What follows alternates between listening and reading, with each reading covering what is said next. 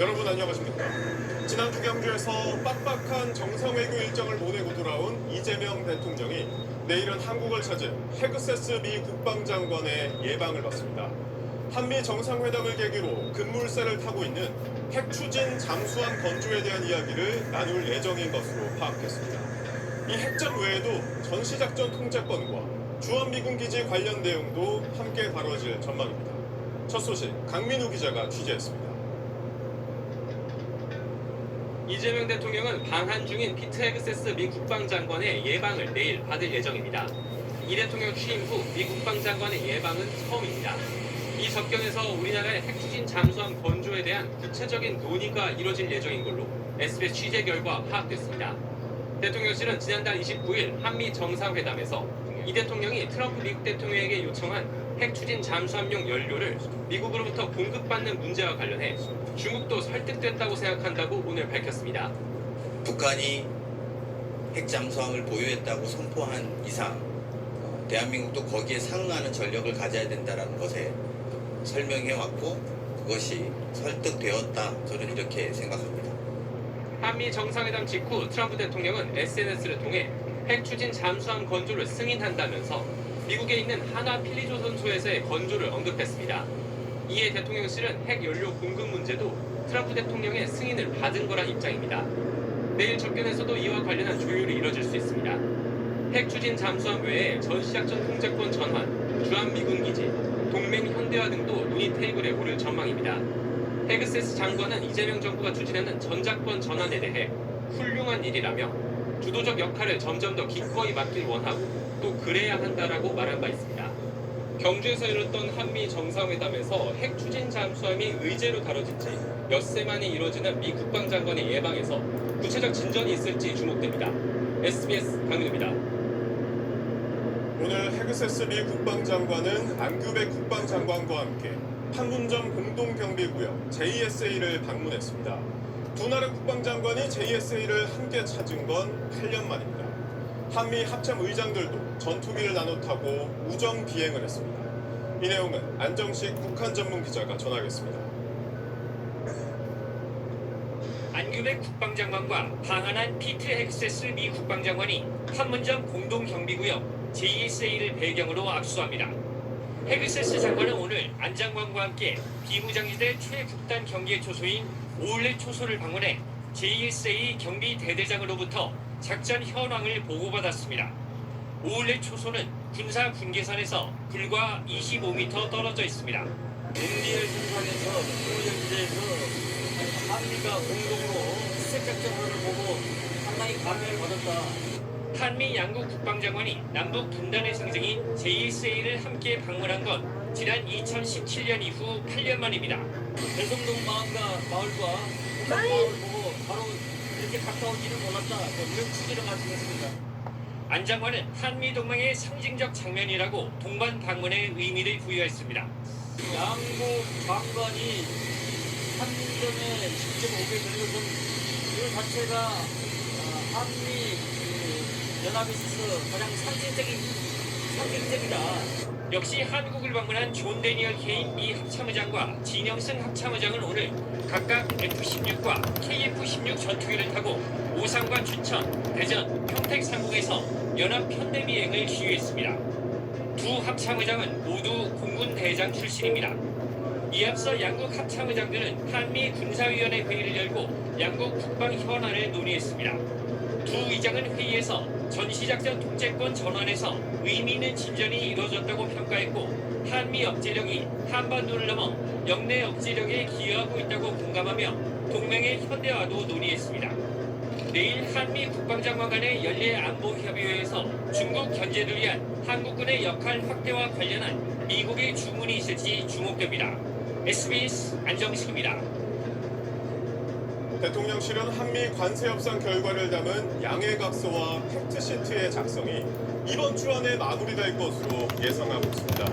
관세 협상의 후속 조치를 두고 정부와 민주당은 특별법을 제정하면 된다는 입장이지만 국민의힘은 국회 비준이 필요하다고 맞서고 있습니다.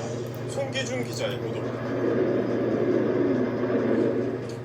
최순실 대통령 비서실장은 오늘 한미 관세 협상 합의 내용을 담은 양해각서와 팩트시트를 언제 발표할지 묻는 기자들의 질문에 이렇게 답했습니다.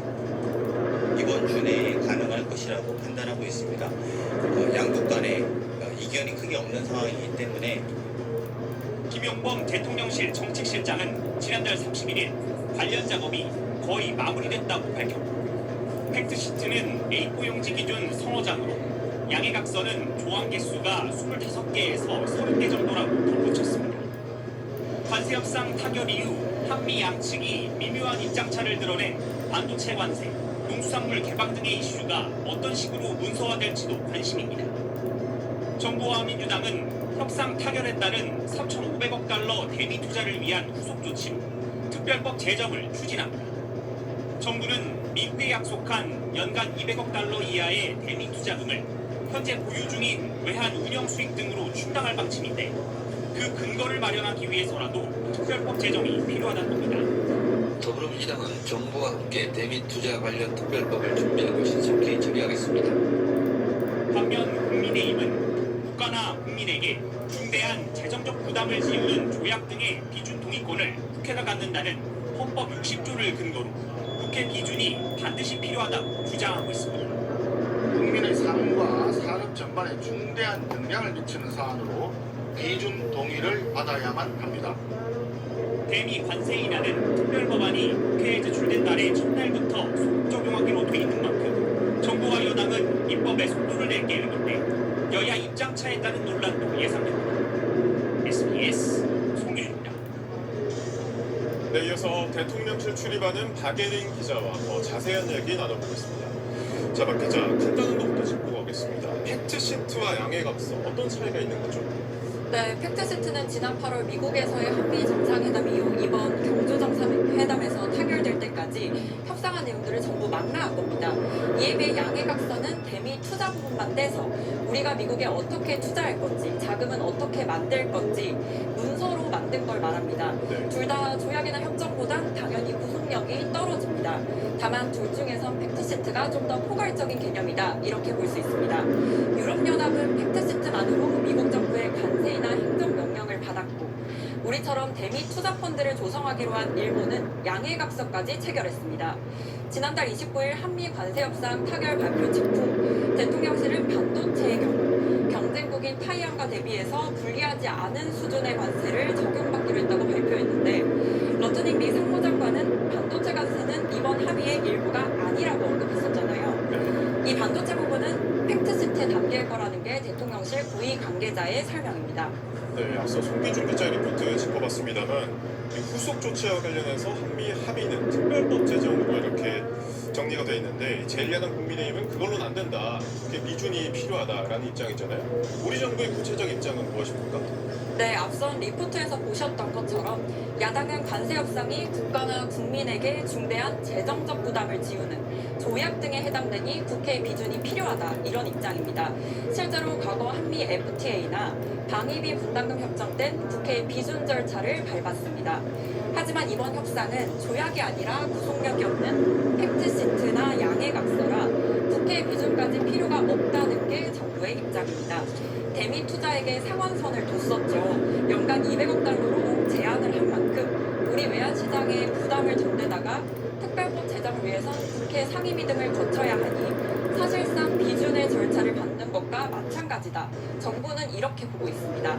네, 그렇다면 이번 주 안에 나올 수도 있는 이 팩트시트에 핵추진 잠수함 관련 내용도 담깁니까? 네, 그렇습니다. 지난달 29일 한미 정상회담에서 이재명 대통령이 언급했던 핵추진 잠수함 연료 공급 문제도 이번에 발표될 팩트시트에 담길 걸로 전망됩니다.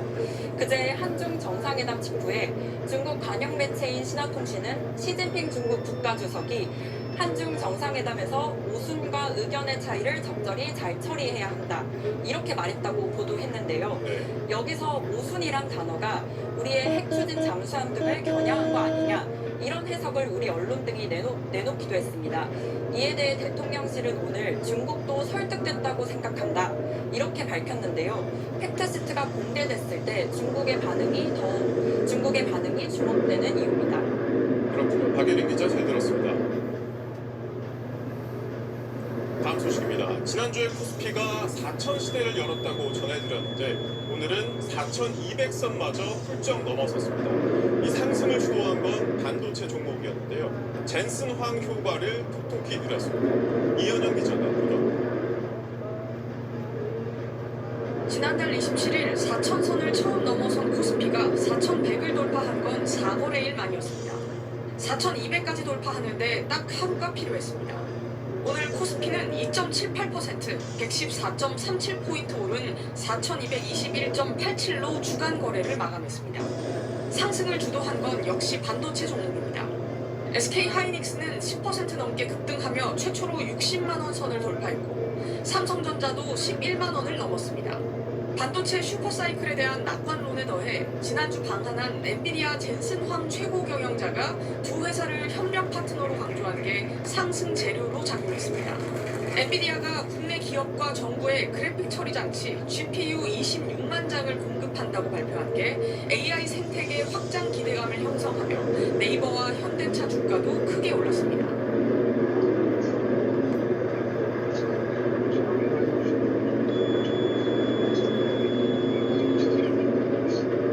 개인 투자자들은 6,500억 원 이상을 순매수하며 외국인 매물을 소화했습니다. 삼성전자와 SK하이닉스 두 회사의 시가총액은 우선주 포함해 1,116조 원을 넘어서 코스피 전체 시가총액의 34%에 달했습니다.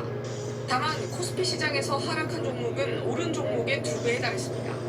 증권사들은 삼성전자 17만 원, SK하이닉스 100만 원 등으로 목표 주가를 올려잡고 있는데 반도체 종목에 편중된 단기 과열에 대한 우려도 커지는 분위기입니다. 엔비디아가 한번 저점 걸릴 때나 아니면 미국 금리가 올라가거나 이러면 주식이 세게 조정을 받을 수 있거든요. 외국인의 국내 주식 매도 영향으로 원달러 환율은 4원 이상 오른 1,428원대에서 주간 거래를 마쳤습니다. SBS 이현영입니다. 엔비디아가 우리나라에 공급하겠다는 GPU 26만 장. 언제 도입되고 또 어떤 용도로 쓰일지가 관심입니다. 이 GPU 도입이 우리 AI 산업에는 어떤 의미를 가지고 있는지 김관진 기자가 취재했습니다. 엔비디아가 한국에 공급하기로 한 그래픽 처리 장치 GPU는 모두 26만 장입니다. 수십만 장씩 보유한 미국 빅테크들에 비해선 적지만 영국이 내년까지 확보했다고 밝힌 12만 장의 2배를 넘는 수준입니다. 한 장에 수천만 원에 달하는 GPU 확보를 위해 전 세계 정부와 기업들이 사활을 거는 상황에서 이번 합의로 AI 산업 발전을 위한 토대는 마련된 것으로 평가됩니다.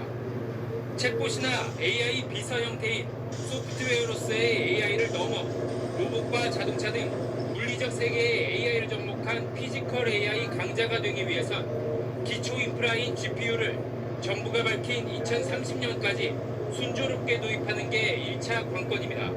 26만 대를 줌으로써 좀 기업들 한 4-5군데가 AI 개발과 서비스를 할 수 있는 토대를 줬다, 기회를 줬다 이렇게 이벤트적으로 볼 수 있습니다. 젠슨황은 제조와 소프트웨어 역량, AI 기술을 갖춘 한국을 피지컬 AI를 발전시키는 데 최적의 실험장으로 꼽았습니다. For Korea, this is an extraordinary opportunity because in very few countries in the world do you have three fundamental, essential, necessary qualities in order to succeed. 도입 이후의 활용 방안은 더 중요합니다.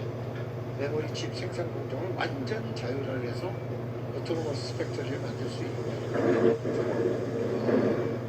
우리 제조 AI를 만들도록 하겠습니다. 대기업뿐만 아니라 정부 연구기관이나 스타트업들도 AI 연구에 집중할 수 있는 환경을 조성해 인재 유출을 막고 AI 생태계를 탄탄히 조성하는 게 필요합니다. 막대한 GPU를 구동하려면 전력 생산과 공급망을 획기적으로 늘려야 한다는 지적도 나오고 있습니다. SBS 김관진입니다. 한국 국민을 기쁘게 할 발표를 하겠다고 말했던 젠슨황은 실제로 우리 금융시장과 산업계에 강한 여진을 낳고 있습니다. 우리나라와 젠슨황의 각별한 인연도 재조명되고 있습니다. 계속해서 박현석 기자가 보도합니다. 젠슨황이 이재용 정의선 회장과 치맥 회동을 한 이 치킨집은 영업시작 오후 3시부터 손님들로 가득 찼습니다. 제슨왕이 앉았던 자리는 성지가 돼서 1시간 이용만을 부탁해야 할 정도입니다. 기존만으로 우리도 똑같이 중국 사람이고 그다음에 여기 전사랑도 좀 닮았고 이래가지고 같이 기존만으로. 제슨왕은 그날 밤 엔비디아 코리아 직원들과 이곳을 다시 찾았습니다. 직원들을 격려하면서 치킨집 냉장고에 사인까지 해주고 떠났습니다. 치맥 회동은 엔비디아에서 일하는 제슨왕의 딸이 오랜 친구를 뜻하는 깡꾸라는 은어의 착안에 먼저 방안에 기획한 걸로 알려졌습니다. 예약하실 때 조금 몇 년 하셨나 이런 걸 물어보시더라고요. 그래서 제가 그걸 왜 묻지? 이렇게 의아하긴 했어요. 약간 그때 당시에는. 대중의 예상을 뛰어넘는 대기업 총수들과의 소탈한 이미지 메이킹에 치맥과 러브샷 등 한국 문화에 대한 존중과 적절한 스토리텔링까지 가미한 잘 짜인 마케팅 이벤트였던 겁니다. 제슨왕은 29년 전에 받은 한 통의 편지를 소개하며 한국과의 인연을 강조했습니다. In 1996, I received a letter from Korea. It was from Jay's father. 고 이건희 삼성전자 선대 회장이 초고속 인터넷 시대를 예견하며 지원을 요청하는 내용이었습니다. 창업 초창기 존재감이 크지 않던 엔비디아가 1999년 세계 최초의 그래픽 처리 장치 지포스로 시장 주도권을 잡게 된 배경엔 스타크래프트 유행과 PC방 열풍의 중심이었던 한국 시장이 있었습니다. The first time I came to Korea, NVIDIA was a small young company. Without PC gaming, without PC bombs, without esports, there is no NVIDIA today. 한국을 한껏 띄운 엔비디아의 한 헌정 영상엔 여러분과 함께 할 수 있게 되어 영광으로 생각합니다. 이적이 계속되는 아메리카.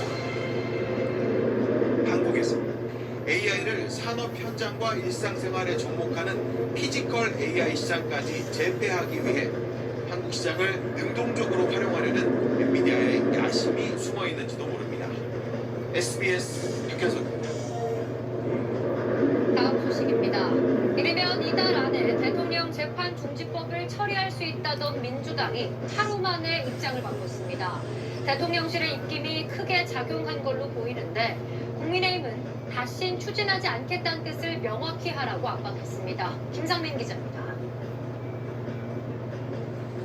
민주당 박수현 수석 대변인은 오늘 대통령 재임 기간 대통령의 형사 재판을 중단하는 이른바 재판중지법을 추진하지 않겠다고 밝혔습니다. 재판중지법을 국정안정법으로 명명하며 이달 안에 처리할 가능성도 있다고 말한 지 불과 하루 만에 입장이 달라진 겁니다. 관세 협상과 대입의 성과 그리고 대국민 보호대회 등에 집중할 때라는 데 의견을 모았습니다.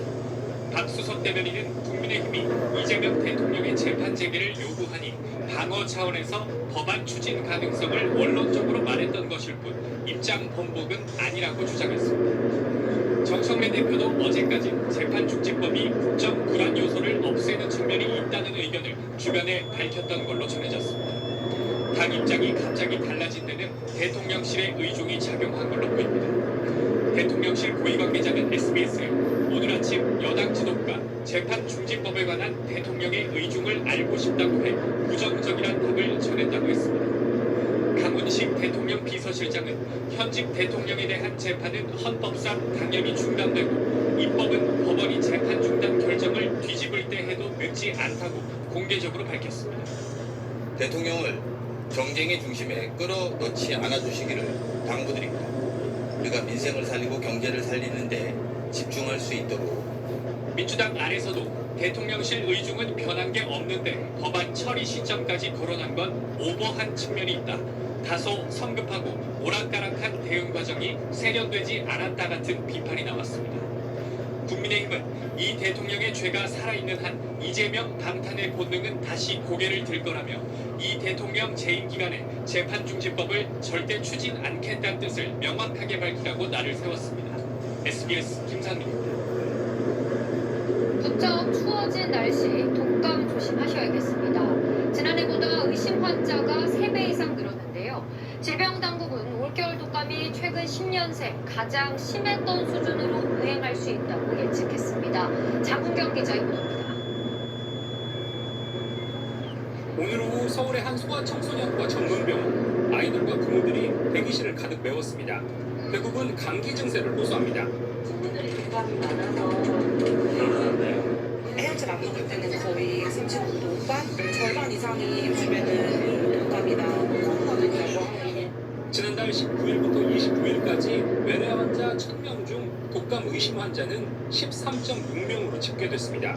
지난해 같은 기간보다 3배 이상 높은 수치입니다. 쉽게 떨어지지 않는 38도 이상의 고열과 기침, 콧물, 인후통 등이 이번 독감의 대표적 증상입니다. 독감 의심 환자 중엔 특히 7세에서 12세, 1세에서 6세 순으로 소아 청소년들 비중이 높았습니다.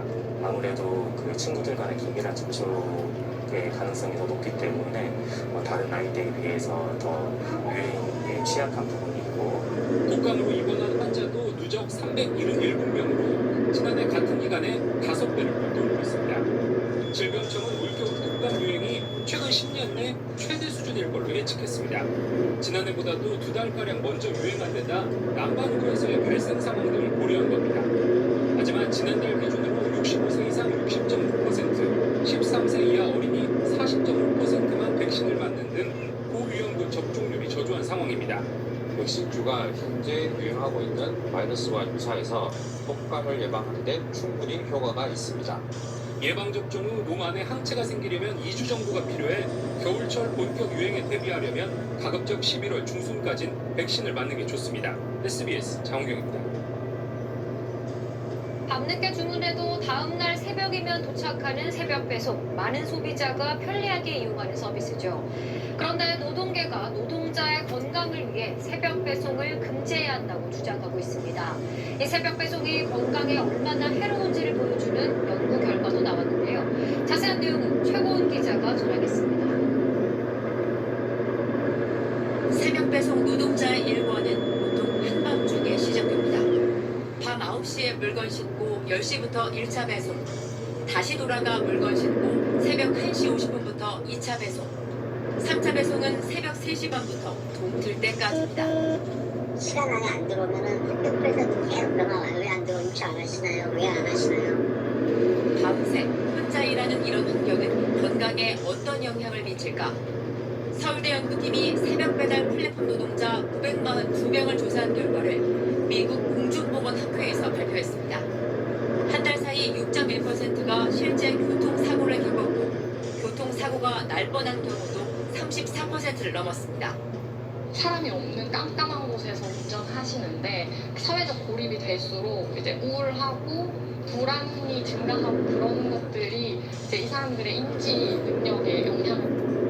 밤낮이 바뀌어 쉽게 잠들지 못하거나 자고 나서도 힘들다는 사람이 63.6%, 몇 번이고 자꾸 깬다는 사람도 38.6%였습니다.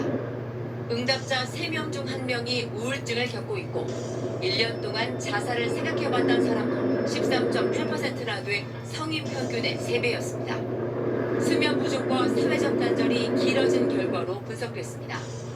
공무원한테 대화 없이 어느 순간 문득 나오는 거죠.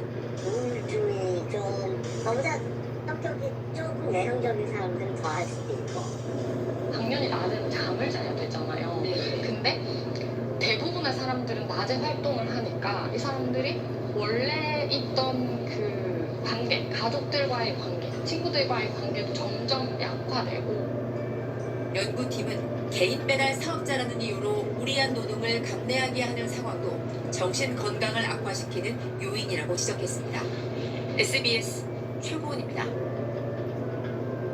이 문제를 해결하기 위해서 정부와 여당, 노동계가 참여하는 사회적 대화기구가 얼마 전부터 가동되고 있습니다.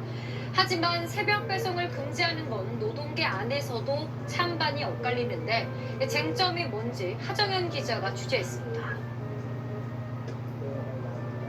택배 노동자 과로사가 잇따르자 지난 9월 출범한 사회적 대화기구. 민주노총 산하 택배노조는 최근 회의에서 자정부터 새벽 5시까지 새벽 배송을 금지할 것을 제안했습니다. 건강권 확보를 위해 오전 5시와 오후 3시 출근해 주간 2개조 체제로 전환해야 한다는 주장입니다. 산업적 측면 또 소비자들의 편의성 중심으로만 논의가 되는 게 저는 안타깝다고 생각합니다. 길게 가더라도 누군가는 제기해야 되는 문제고 하지만 노동계 안에서도 의견은 엇갈립니다.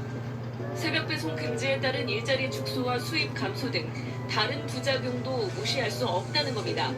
수익이 더 높다라는 생계를 가지고서는 본인들이 원해서 선택을 했고 대국민 서비스 차원에서도 현실하고는 좀 동떨어져 있는 부분. 이런 이유로 쿠팡 택배기사 만여 명이 소속된 쿠팡 파트너스 연합회는 설문조사 결과 93%가 심야 시간 배송 제한에 반대했다고 밝히기도 했습니다. 새벽 배송에 익숙해진 소비자들의 일상에 미칠 영향도 적지 않은 게 사실입니다. 입장 차이가 있긴 하겠지만 소비자 입장에서는 사실은 너무 좋긴 해요. 필요할 때 급하게도 주문을 할 때 바로바로 오니까. 새벽에 잠도 못 주무시면서 일하시니까 그게 좀 문제여가지고. 유통업계는 새벽 배송을 주요 판로로 활용하는 산업에 미칠 영향도 고려해야 한다는 입장. 정부도 현재로선 똑부러진 방향성을 제시하진 못합니다. 신중하게 검토해야 된다고 봅니다. 소비자 입장도 고려해야 되고 여러 가지 조건 같이 고려해야 됩니다. 노동자 건강권과 경제적 편익을 동시에 지키기 위해선 휴식시간 의무화와 순환근무제 같은 제도적 보완 방안을 우선 검토할 필요가 있다는 지적이 적지 않습니다. SBS 하정은입니다. 성공적으로 막을 내린 에이펙 정상회의에선 경제 안보 의제만큼이나 한류도 큰 관심을 받았죠. 특히 만찬 공연에서 선보인 가수 지드래곤의 무대는 각국 정상의 마음을 사로잡았습니다. 장선희 기자가 보도합니다. 에이펙 정상회의 만찬에 참석한 아가르 이브라임 말레이시아 총리의 SNS입니다. 말레이시아의 많은 K-팝 팬들이 요청했다며 에이펙 홍보대사 가수 지드래곤의 만찬 공연 영상을 올렸습니다. K-팝이여 영원하라라고 적은 게시물은 조회수가 230만 회를 넘었고 댓글에 말레이시아에서 콘서트를 열어달라는 요청이 쇄도했습니다. 마르셀로 에브라르드 멕시코 장관은 K-팝의 왕이 바로 당신인가? 멕시코에 올 수 있는가라며 역시 직관 영상을 공유했습니다. 공연을 보는 정상들은 밝은 표정으로 직접 촬영을 하거나 어깨를 들썩이기도 했습니다. K-팝의 또 다른 주역 그룹 방탄소년단의 리더 RM은 CEO 정상회의 기조 연설자로 나서 문화의 힘을 강조했습니다. K-pop success came from respecting diversity and embracing world cultures, but still holding on to Korea's unique identity. K-팝뿐만이 아닙니다. 캐롤라인 레빗 미 백악관 대변인은 SNS에 직접 구입한 한국 화장품 13종의 추천 인증샷을 올려 K-뷰티를 홍보했고 정상회의 행사장 곳곳에 마련된 푸드트럭에선 라면, 떡볶이, 치킨 등 한국식 간식이 외신 취재진과 관광객들을 사로잡았습니다. I like this fish cake. I think it's called amuk here. 이번 에이펙 정상회의를 통해 한국 소프트 파워의 높아진 위상을 확인한 만큼 우리 문화 외교에 대한 기대감도 높아지고 있습니다. SBS 장선입니다.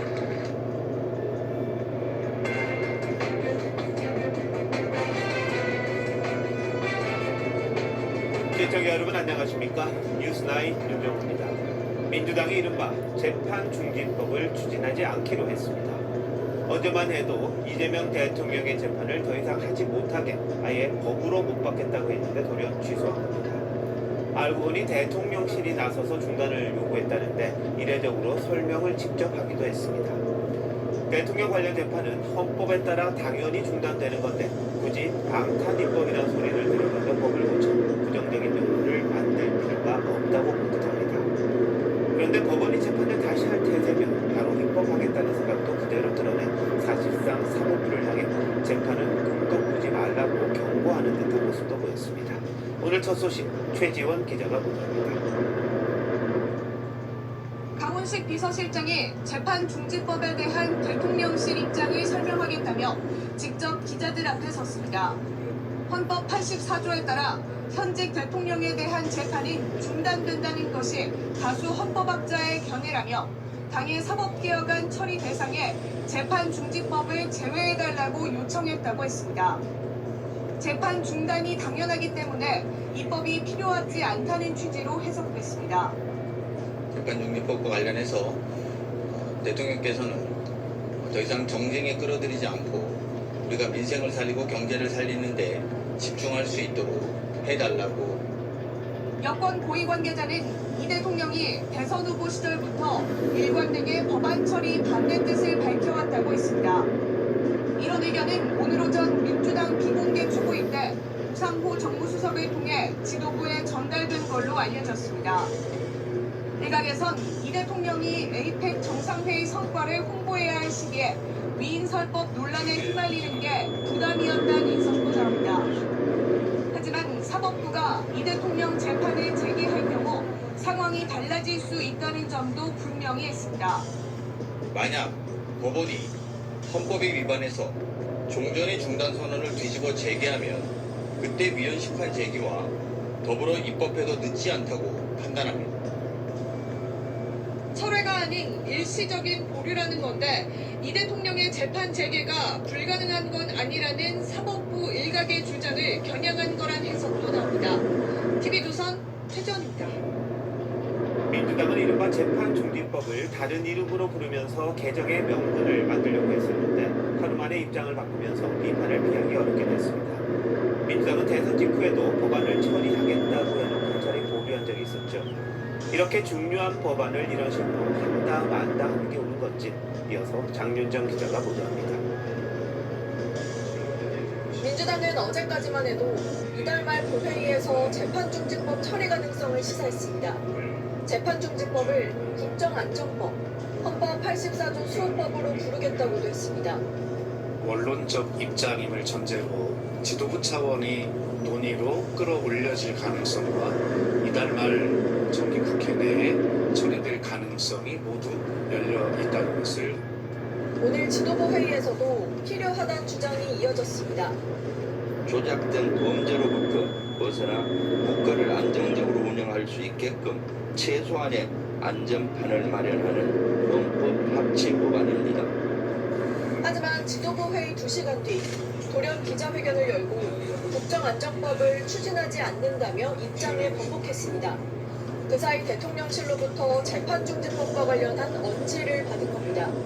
원인 제공이 국민의힘에 있었다라고 하는 그런 사실을 좀 명확하게 하고 싶었던 것 뿐이지 이것을 추진하겠다는 의지를 강하게 한 적은 없습니다. 국민의힘은 오늘은 추진하지 않겠다는 뜻이라며 이재명 대통령 사법 리스크가 부각되면 언제든 다시 추진할 거라고 했습니다. 대통령이든 정청래 대표든 누구든 책임 있는 사람이 재임 기간 중에 재판중지법을 추진하지 않겠다고 명확한 입장을 밝히십시오. 민주당은 대선 직후인 지난 6월에도 방탄입법 논란이 제기되자 본회의 직전 재판중지법 처리를 보류한 바 있습니다. TV조선 장윤정입니다. 그런데 불과 6개월 전이었습니다. 법무부가 재판중지법에 대해 헌법과 충돌한다며 반대 입장을 밝혔던 걸로 확인됐습니다. 헌법을 고치지 않고 법률로 재판을 중지하려면 국민 동의를 제대로 받아야 한다고까지 했는데 비록 정권 교체 이전의 법무부 답변이긴 합니다만 그래서 지금은 다르다 이렇게 말할 건지 좀 두고 볼 일입니다. 이채림 기자가 단독 취재했습니다. 대통령이 당선 전 받고 있던 재판을 중지하는 형사소송법 개정안은 민주당 김용민 의원이 발의한 지 닷새 만에 법사위 소위와 전체 회의를 잇따라 통과했습니다. 가결됐음을 선포합니다. 그런데 당시 소위 회의록을 확인해보니 법무부를 대표해 나온 김사구 차관은 헌법 84조는 재판 기능 정지와 무관하다는 입장을 분명히 했습니다. 대통령도 인사, 행정, 헌법재판 대상이 될 수 있다는 점을 들어 헌법 취지는 재판 기능 행사로부터 자유롭다는 건 절대 아니라고 보여진다는 겁니다. 김 차관은 다수당 의결에 따를 게 아니라 국민 투표에 준하는 정도의 의사결정이 있어야 한다고 덧붙였습니다. 헌법에 규정된 조항을 하위 법률 개정으로 해결하려는 건 문제가 있다고 지적한 겁니다. 법무부는 이와 함께 자격 없는 피고인의 임기를 부당하게 보장하는 결과를 초래한다는 우려를 담은 의견서도 국회에 냈습니다. 민주당의 일방 처리 시도에 항의해 국민의힘 의원들은 퇴장한 상태였고 이 대통령 변호인 출신인 민주당 박균택 의원은 대통령을 검사, 판사가 선택하면 된다는 얘기라며 김 차관을 강하게 비판했습니다. TV조선 이채리입니다.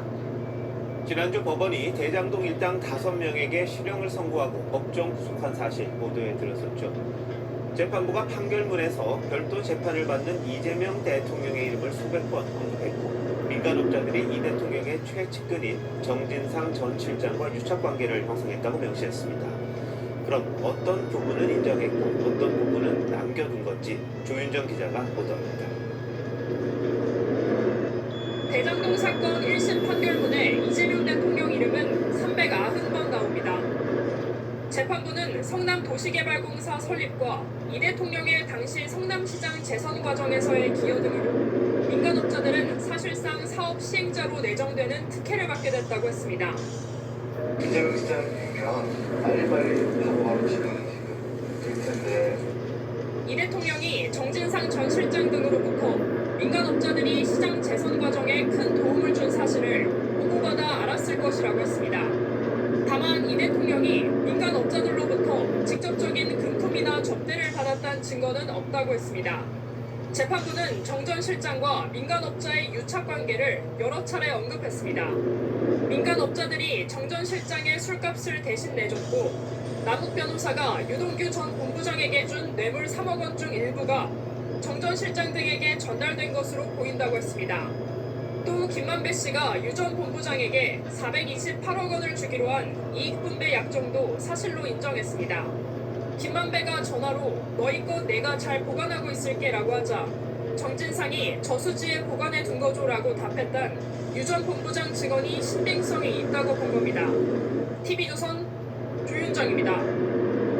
재판부는 지난 6월 중단된 이 대통령의 대장동 재판에 대해서도 언급했습니다. 재판이 중단되면서 성남도시개발공사의 피해 회복이 곤란하게 됐다고 했는데 어떤 내용인지 윤태영 기자가 설명합니다.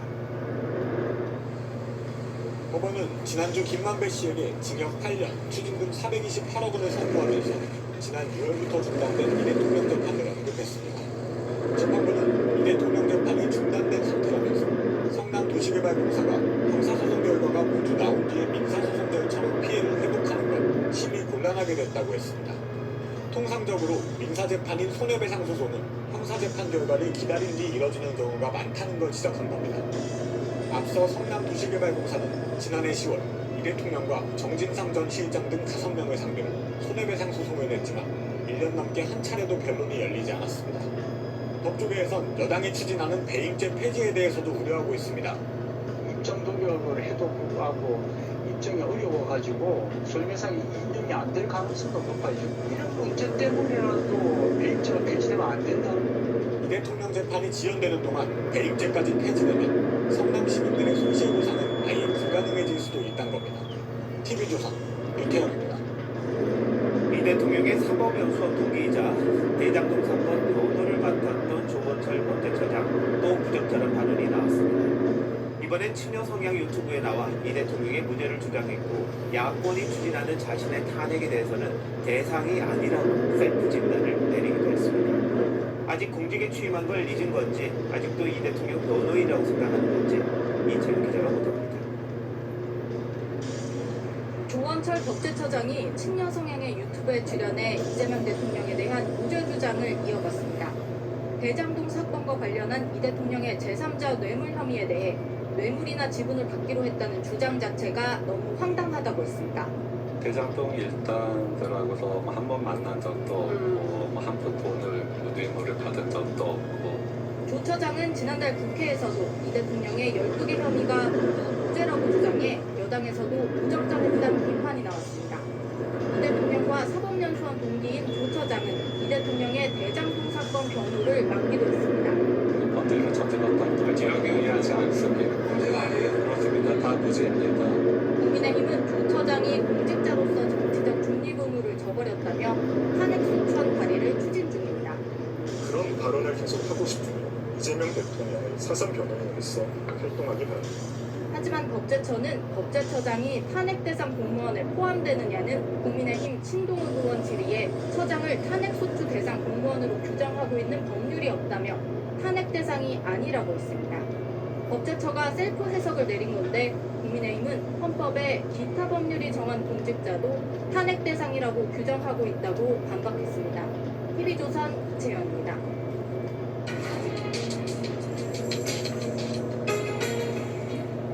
1심에서 전원 중형을 선고받은 대장동 민간업자들의 판결문을 두고 당시 성남시장이었던 이 대통령 연관성 여부에 대해 여야 주장이 엇갈리고 있습니다. 왜 이런 해석이 나오고 실제 이 대통령 관련 판단은 어땠는지 정치부 최우정 기자와 뉴스더에서 더 자세히 짚어보도록 하겠습니다. 자, 기자, 1심 판결 이후에 민주당은 이 대통령에 대한 공소를 취소해라 이렇게 요구하고 있는데 근거가 있습니까?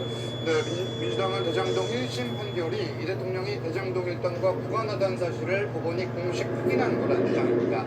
판결문 중 성남시장은 유동규 전 본부장 등과 민간업자의 유착이 어느 정도인지 모르는 상태라고 언급한 부분을 지목한 겁니다. 또 재판부가 이 대통령은 유 전 본부장 등이 민간업자들로부터 금품이나 접대를 받는 사실은 제대로 알지 못했던 걸로 보인다고 한 것도 이 같은 해석을 내놓는 근거로 제시하고 있습니다. 자, 그런데 이 같은 판결문을 봤을 거잖아요. 근데 국민의힘에서는 정반대 주장을 하고 있습니다. 이 주장에는 또 근거가 있습니까? 네, 국민의힘이 가장 주목하는 단어는 수뇌부입니다.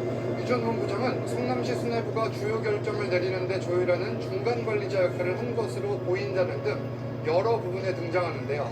장동혁 대표는 이 대통령이 스스로 대장동 설계자라고 인정한 점을 들어 수뇌부는 이재명 대통령이고 따라서 가장 중한 형이 선고되어야 한다고 주장하고 있습니다. 지금 이야기를 들어보면 여야가 각자 원하는 부분만 보는 것 같아요. 근데 이 대통령에 대한 명확한 판단은 국민의힘에 없는 겁니까? 네, 그렇게 봐야 될 것 같습니다. 이재명, 정진상 배임 사건 재판은 별도 진행 중이므로 이들이 배임 범행에 공모 가담했는지 여부는 기재하지 않는다는 점이 판결문에 명시되어 있습니다. 수뇌부란 표현을 두고도 실세 중에 실세였던 정진상 당시 성남시 정책실장만을 지목한 건지 아니면 이 대통령까지 포함한 건지에 대해서는 구체적 언급이 없습니다. 또 민주당은 이 대통령이 금품 접대 사실을 몰랐다는 점을 주목하고 있는데 그건 민간업자 2명의 통화 시점인 2013년 3월 당시의 이야기입니다. 판결문은 이어서 이듬해 민간업자들이 수뇌부의 확실한 보장이 필요해서 정 전 실장과 함께 이른바 의형제 모임을 했다는 점을 지적하기도 했습니다. 네, 그러니까 이 대통령이 알았다 몰랐다 이런 부분에 대해서는 명확하지는 않은 거군요. 네. 자, 앞서 전해드렸지만 결국 이 대통령 재임 기간에는 재판 진행 어렵다고 봐야겠죠? 네, 일단 강훈식 비서실장은 오늘 재판을 재개한다면 그때 입법해도 늦지 않는다고 말했습니다.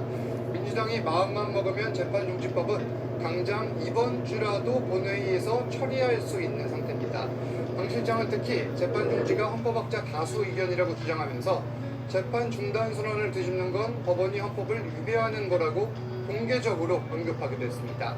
그래서 정치권에선 오늘 대통령실의 입장 표명이 재판 중지법에 대한 제동보단 법원을 향해 재판을 재개하면 안 된다는 일종의 메시지 아니냐는 해석도 나옵니다. 네, 결국은 지금 재판이 중단돼 있는데 실익이 없이 법을 추진해서 여론을 나쁘게 할 필요 없다 이런 거 같은데 언제든지 할 수 있다 이런 거네요. 그렇습니다. 물리적으로는 그렇다 이런 의미입니다. 알겠습니다. 최 기자 잘 들었습니다.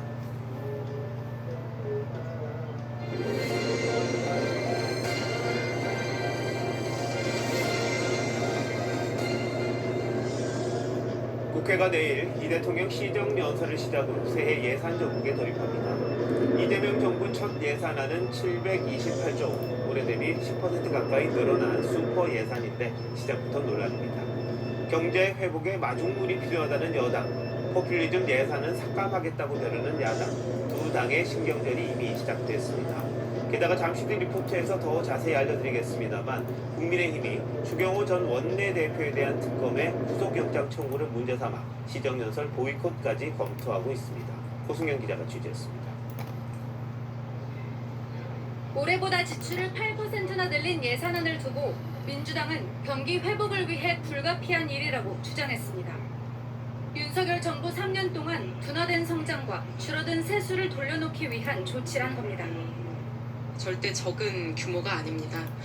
그런데 저는 현 상황에서 상당 규모의 지출 증가가 필요하다는 정부의 판단에 공감합니다. 문제는 적자 국채를 110조 원이나 발행하게 되면서 국가 채무도 눈덩이로 불어난다는 점입니다. 국민의힘은 지역 화폐 같은 선심성 예산을 다 삭감해야 한다는 입장입니다. 현금 살포하는 이런 사업도 좀 걷어내고 국채 이자 비용도 줄이고 국채 발행 비용도 좀 줄이는 그런 쪽으로 예산을 검토하도록 하겠습니다. 입법조사처 토론회에선 인색한 지출이 건전한 지출은 아니라며 확대 재정을 옹호하는 의견과 GDP 대비 국가 채무 비율이 내년 50%를 넘은 뒤 금세 100%까지 급증할 거란 우려가 엇갈렸습니다. 적극적 재정 운용이라는 말이 나오면 저는 굉장히 반가운 일이라고 고려해 볼 수 있는 전략이라는 점 분명히 강조해 드리고 싶고요. 중앙정부가 나서가지고 전 국민 상대로 막 할인권 나눠주고 이렇게 되면요 소비가 늘지를 않아요. 오늘 목포의 한 이재명 아파트에서 대통령은 승강기 내일 수리를 시정연설을 하던 통해 승강기 초당적 관리업 협조를 대표단이 당부할 승강기 예정입니다. 구조물에 끼어 수금됐습니다. 하지만 국민의힘은 추경호 전 원내대표에 대한 구속영장 청구가 야당 탄압이라며 시정연설 보이콧을 검토하고 있어 올해 예산 정국도 험난할 전망입니다. 목포시 산정동의 한 오승현입니다. 아파트 승강기입니다. 승강기 앞에 경찰 국방장관이 통제선이 판문점 쳐져 있습니다. 공동경비구역 38살 JSA를 안모 함께 씨가 찾았습니다. 아파트 2층 양국 승강기 장관이 구조물에 판문점을 끼어 있는 같이 것이 찾은 건 발견된 것은 말입니다. 오늘 오전 같은 10시쯤 날 공군 119 출신 양국 구조대가 신고를 받고 참모장들은 현장에 한미 출동해 동맹 사상 1시간 동안 나란히 구조 작업을 건축에 벌였지만 탑승해 안 씨는 한반도 현장에서 상공을 숨졌습니다. 신경이 안 씨는 이 아파트 승강기 관리업체 직원으로 오늘 아침 7시 30분쯤 승강기 고장 신고를 받고 출동했었습니다. 주한미군기지 캠프 호비파스에서 피트 엑세스 미 국방장관을 맞이합니다.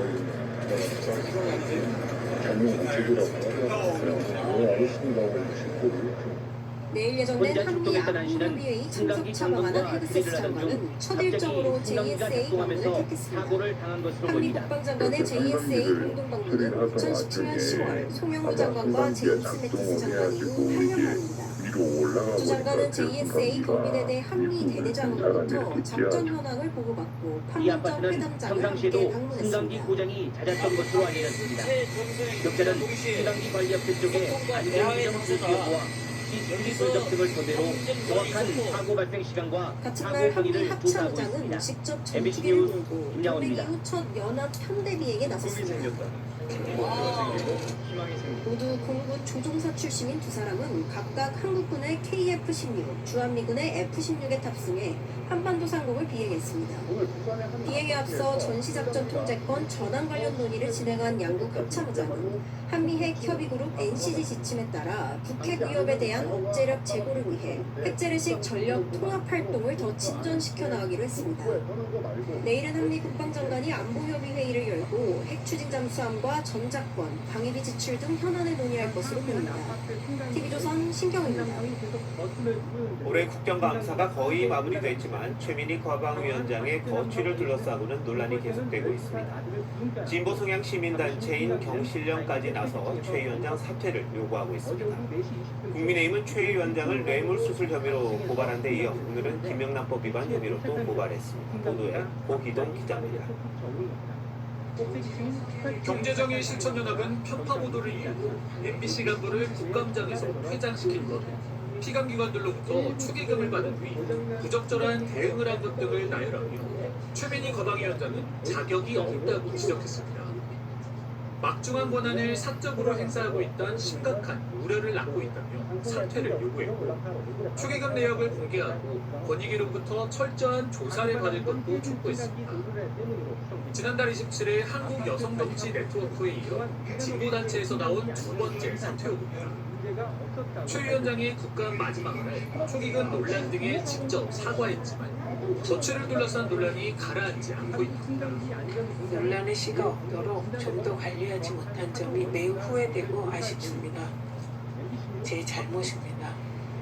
최 위원장은 또 편파적이라고 문제 삼은 MBC 보도 등을 포함해 국정감사기간 6번의 언론중재위원회에 제소한 것과 같습니다. 당 차원의 제소 건수는 민주당이 8건, 국민의힘은 1건도 없었습니다. 국민의힘은 딸 축의금과 관련해 최 위원장을 뇌물수수 혐의로 경찰에 고발한 데 이어 이번엔 김영란법 위반 혐의로 추가 고발했습니다. TV조선 고기동입니다. 최민희 위원장과 과방위에서 대척점에 있었던 이진숙 전 방통위원장은 경찰의 수갑 체포 등과 관련해 법적 조치에 나설 계획입니다. 자신의 피의자 조서를 공개하면서 조사 과정에 문제점을 제기한 건데요. 경찰은 필요한 수사였다는 입장입니다. 이나라 기자입니다. 승강기 출입문은 고장난 상태로 다 닫히지 않았고 지난달 2일 수갑을 찬 이진숙 전 방송통신위원장이 경찰서로 압송됩니다. 이재명이 시켰습니까? 정청래가 시켰습니까? 아니면 개딸들이 시켰습니까? 이진숙한테 이렇게 수갑을 세우는 겁니까? 경찰은 이 전 위원장을 체포한 뒤 2차례, 법원 명령으로 석방한 뒤 1차례, 총 3번 조사를 진행했습니다. 이 전 위원장 측은 어제 SNS에 피의자 조서 3건 전문을 공개했습니다. 경찰은 이 전 위원장에게 지난해 보수 성향 유튜브 채널에 출연해 한 발언, SNS에 올린 글에 정치적 목적이 있었는지 집중적으로 묻습니다. 이에 이 전 위원장은 절박한 심정에서 방통위 2인 체제를 해소할 능력이 있는 이재명 당시 더불어민주당 대표에게 호소한 것이라며 정치적 목적이 전혀 없었다고 답합니다. 이 전 위원장 측은 조서를 공개하며 조사 내용이 기존 질문의 반복이라 매우 빈약하다며 과연 체포까지 할 일이었는가라고 반발했습니다. 또 조만간 경찰 수사 담당자를 직권남용 혐의로 고발할 것이라고 했습니다. 이에 대해 경찰은 이 전 위원장 그분의 생각일 뿐이라며 법과 원칙에 따라 수사한 것이라고 했습니다. TV조선 이나라입니다. 곽종근 전 특수전사령관이 윤석열 전 대통령 내란 재판에서 충격적인 주장을 했습니다. 윤 전 대통령이 개엄 2달 전에 한동훈 전 대표를 총으로 쏘겠다고 말했다는 겁니다. 윤 전 대통령 측은 곧바로 그런 사실이 없다고 반박했습니다. 조희진 기자입니다. 남색 정장 차림의 윤석열 전 대통령이 2주 연속 내란 재판에 나와 곽종근 전 특수전사령관을 직접 신문했습니다.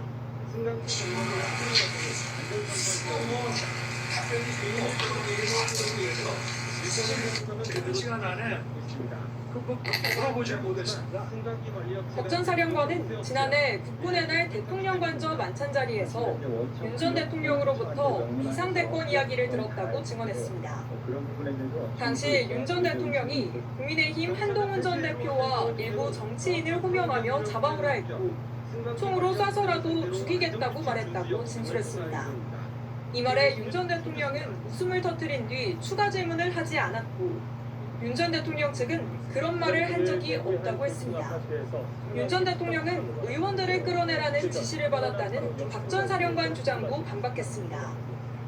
특전사령관한테 31분에 이제 전화를 했다고 거기서 제가 의원 끄집어내라고 했다는데 그럼 그 전에 그 이상현과 공수 1년단장과 그 부하 사이에 의원 꺼내라는 얘기는 박 전 사령관은 지난해 12월 4일 새벽 0시 31분 윤 전 대통령과 통화해서 끌어내란 지시를 받았다고 했지만 그 통화가 있기 전 이미 박 전 사령관 본인이 이상현 1 공수여단장 등 부하들에게 그런 지시를 내렸다는 겁니다.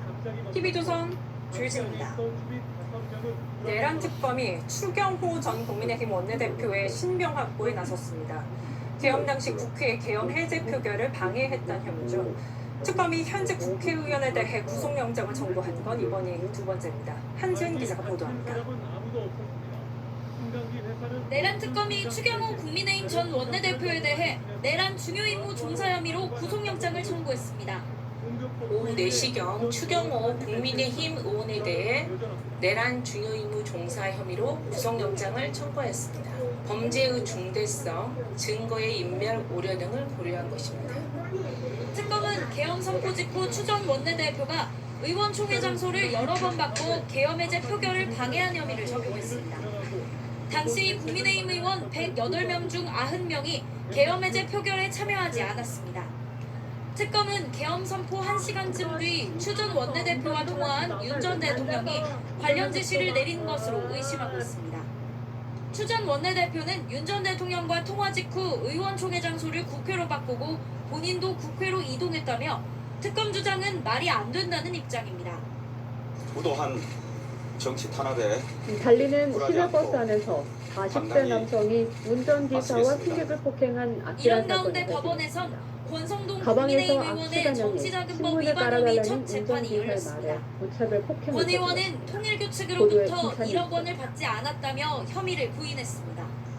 TV조선 한 남성이 시내버스 운전석에 앉아 있는 기사에게 검찰이 김정숙 여사의 옷값 의혹을 다시 버스가 달리기 수사하라고 시작하자 검찰에 이번에는 요청했습니다. 승객을 쉴 새 그러면서 없이 옷값 때립니다. 1억 원이 특수활동비가 운전 중에 아니라 기사까지 김 여사 측 폭행해 주장대로 차가 사비로 갑자기 지출된 게 멈추면서 맞는지 승객들이 증빙 나가 자료를 떨어집니다. 확보하라고 요청했다고 합니다. 무차별적인 김예나 기자의 폭행은 버스가 단독입니다. 경찰서 앞에 멈출 때까지 10분 동안이나 지난 계속됐습니다. 2021년 유럽 순방길에 오른 문재인 전 대통령과 갈색 재킷을 입은 김정숙 여사가 대통령 전용기 앞에서 인사합니다. 그 사람한테 또 때리는 거예요. 시민단체 그 상하 무기로 당선이 특활비 올라가면서 유료 의혹을 맞으면서도 수사해온 경찰서까지 경찰은 끌고 간 거예요. 김 여사가 의상비로만 3억 폭행 원 사건이 가량을 일어난 쓴 시각은 걸로 오늘 오전 파악했습니다. 8시 50분쯤 이 중 1억여 서울시 원은 상내동에서 관공권으로 버스에 탔던 결제했다는 증언도 44살 양모 씨가 확보했지만 기사와 지난 승객을 7월 무혐의 폭행해 모두 처분했습니다. 4명이 다쳤습니다.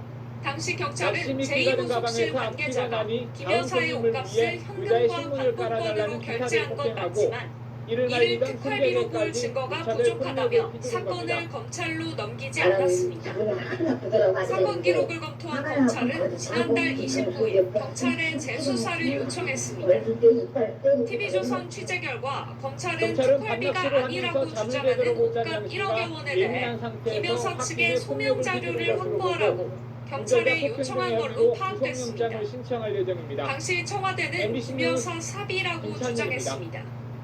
명인 디자이너 이런 작품들이 이제 필요하다면 그분들은 그 예우 차원에서 현금으로 계산할 때도 있지 않겠어요? 검찰은 사비가 맞다면 김 여사 측으로부터 영수증이라도 제출받으라고 경찰에 요청했습니다. 민주당은 검찰의 정치 보복이라고 반발했습니다. TV조선 김예나입니다. 어젯밤 서울 도심에서 끔찍한 사고가 발생했습니다. 만취 운전자가 횡단보도를 건너던 일본인 관광객 모녀를 들이받았습니다. 어머니는 숨졌고 딸은 병원에서 치료를 받고 있습니다. 임희원 기자가 보도합니다. 길을 건너는 사람들 뒤편에서 흰색 차량이 무서운 속도로 달려오더니 보행자 2명을 그대로 들이받습니다. 사고를 목격한 사람들이 피해자에게 달려갑니다. 어젯밤 10시쯤 서울 종로구 흥인직원 사거리에서 30대 남성이 만취 상태로 차를 몰다 일본인 모녀를 쳤습니다. Two people, and after landing into the bushes there, very fast, 60, 70 kilometers per hour. 피해자들은 일본 오사카에서 온 관광객들로 동대문에서 쇼핑을 한 뒤 낙산 성곽길을 구경하러 가던 길에 봉변을 당했습니다. 평소 한국을 자주 찾던 딸이 효도 관광으로 어머니를 모시고 온 길이었습니다. 이 사고로 어머니는 끝내 숨졌고 30대 딸은 이마와 무릎 등을 다쳐 입원했습니다. 음주 차량은 길말뚝을 부수고도 10m 넘게 인도를 돌진한 뒤 멈춰섰는데요. 공원에 있던 조명대까지 완전히 꺾였습니다. 경찰은 남성을 체포한 뒤 무기징역까지 선고 가능한 특정범죄 가중처벌법상 위험운전치사죄를 적용해 조사 중입니다. 남성은 오늘 오전까지도 술에 취해 있다 오후 3시부터 변호사를 대동해 조사를 받았는데 식당에서 소주 3병을 마신 뒤 1km가량 운전했다고 진술했습니다. TV조선 임희원입니다. 군부대나 정당을 사칭한 이른바 노쇼 사기 때문에 소상공인들의 피해가 큽니다. 집중 수사를 벌인 경찰이 70억 원 가까이 뜯어낸 일당을 체포했는데 캄보디아에 거점을 둔 범죄 조직이었습니다. 이승훈 기자입니다. 수건 가게 앞에 포장된 박스들이 쌓여 있습니다. 가게 안에도 수건이 산더미입니다. 업주는 지난 1월 말 한 군부대 부사관으로부터 주문을 받고 특정 문구를 새긴 수건 200장을 만들었습니다. 하지만 전투 식량을 대리 결제해달라는 요청을 거절하자 부사관은 수건을 찾아가지 않았습니다. 하루를 미리 찍어놔가지고 그 얘기를 듣고 이제 군부대를 사칭한 이런 노쇼 사기는 지난해 말부터 올해 3월까지 강원과 경기 등에서만 402건이 발생했습니다. 사기단은 피해 업주들에게 대리 결제를 요구하기 위해 전투식량 업체까지 허위로 만들었습니다. 판매가는 14만 원이고요. 신규로 저희가 첫 거래를 하시는 분들께는 12만 원에. 올해 대선을 전후해서는 정당과 대통령 경호처 등을 사칭한 사기가 기승을 부렸습니다. 강원경찰은 사기 단체의 거점이 캄보디아 시아누쿠빌에 있는 것을 확인하고 인터폴 등과 함께 현지 콜센터를 구습해 114명을 붙잡았습니다. 이들은 군과 정당 등 사칭팀과 전투식량 등 판매 업체팀을 나눠 운영했습니다. 정주관들은 지인이나 텔레그램 등을 통해 스스로 범행에 가담한 것으로 경찰은 이들이 국내 자금 세탁 조직과 손을 잡고 69억 원에 이르는 범죄 수익금 대부분을 해외로 빼돌렸다고 밝혔습니다. TV조선 이순입니다. 마사지 업소를 이용한 남성들에게 마사지 영상을 유포하겠다고 협박해 수억 원을 챙긴 일당이 붙잡혔습니다. 영상은 존재하지 않았지만 남성들은 많게는 수천만 원을 순순히 보냈습니다. 정상적인 업소는 아니었겠죠. 김준석 기자가 취재했습니다. 수도권의 한 유흥가. 3년 전 이곳에 있는 한 마사지 업소를 이용했던 남성은 모르는 번호의 전화를 받았습니다. 4월 18일에 저희 매니저랑 놀다 가셨는데 매니저방에서 카메라를 설치하고 진행했거든요. 서비스 받는 영상을 가족에 뿌리겠다며 돈을 보내라는 협박이 이어졌습니다. 제 가족분들, 지인분들, 와이프분 포함해서 연락처를 60분 조사해서 협박 전화를 걸었던 남성은 1년 뒤 경찰에 체포됐습니다.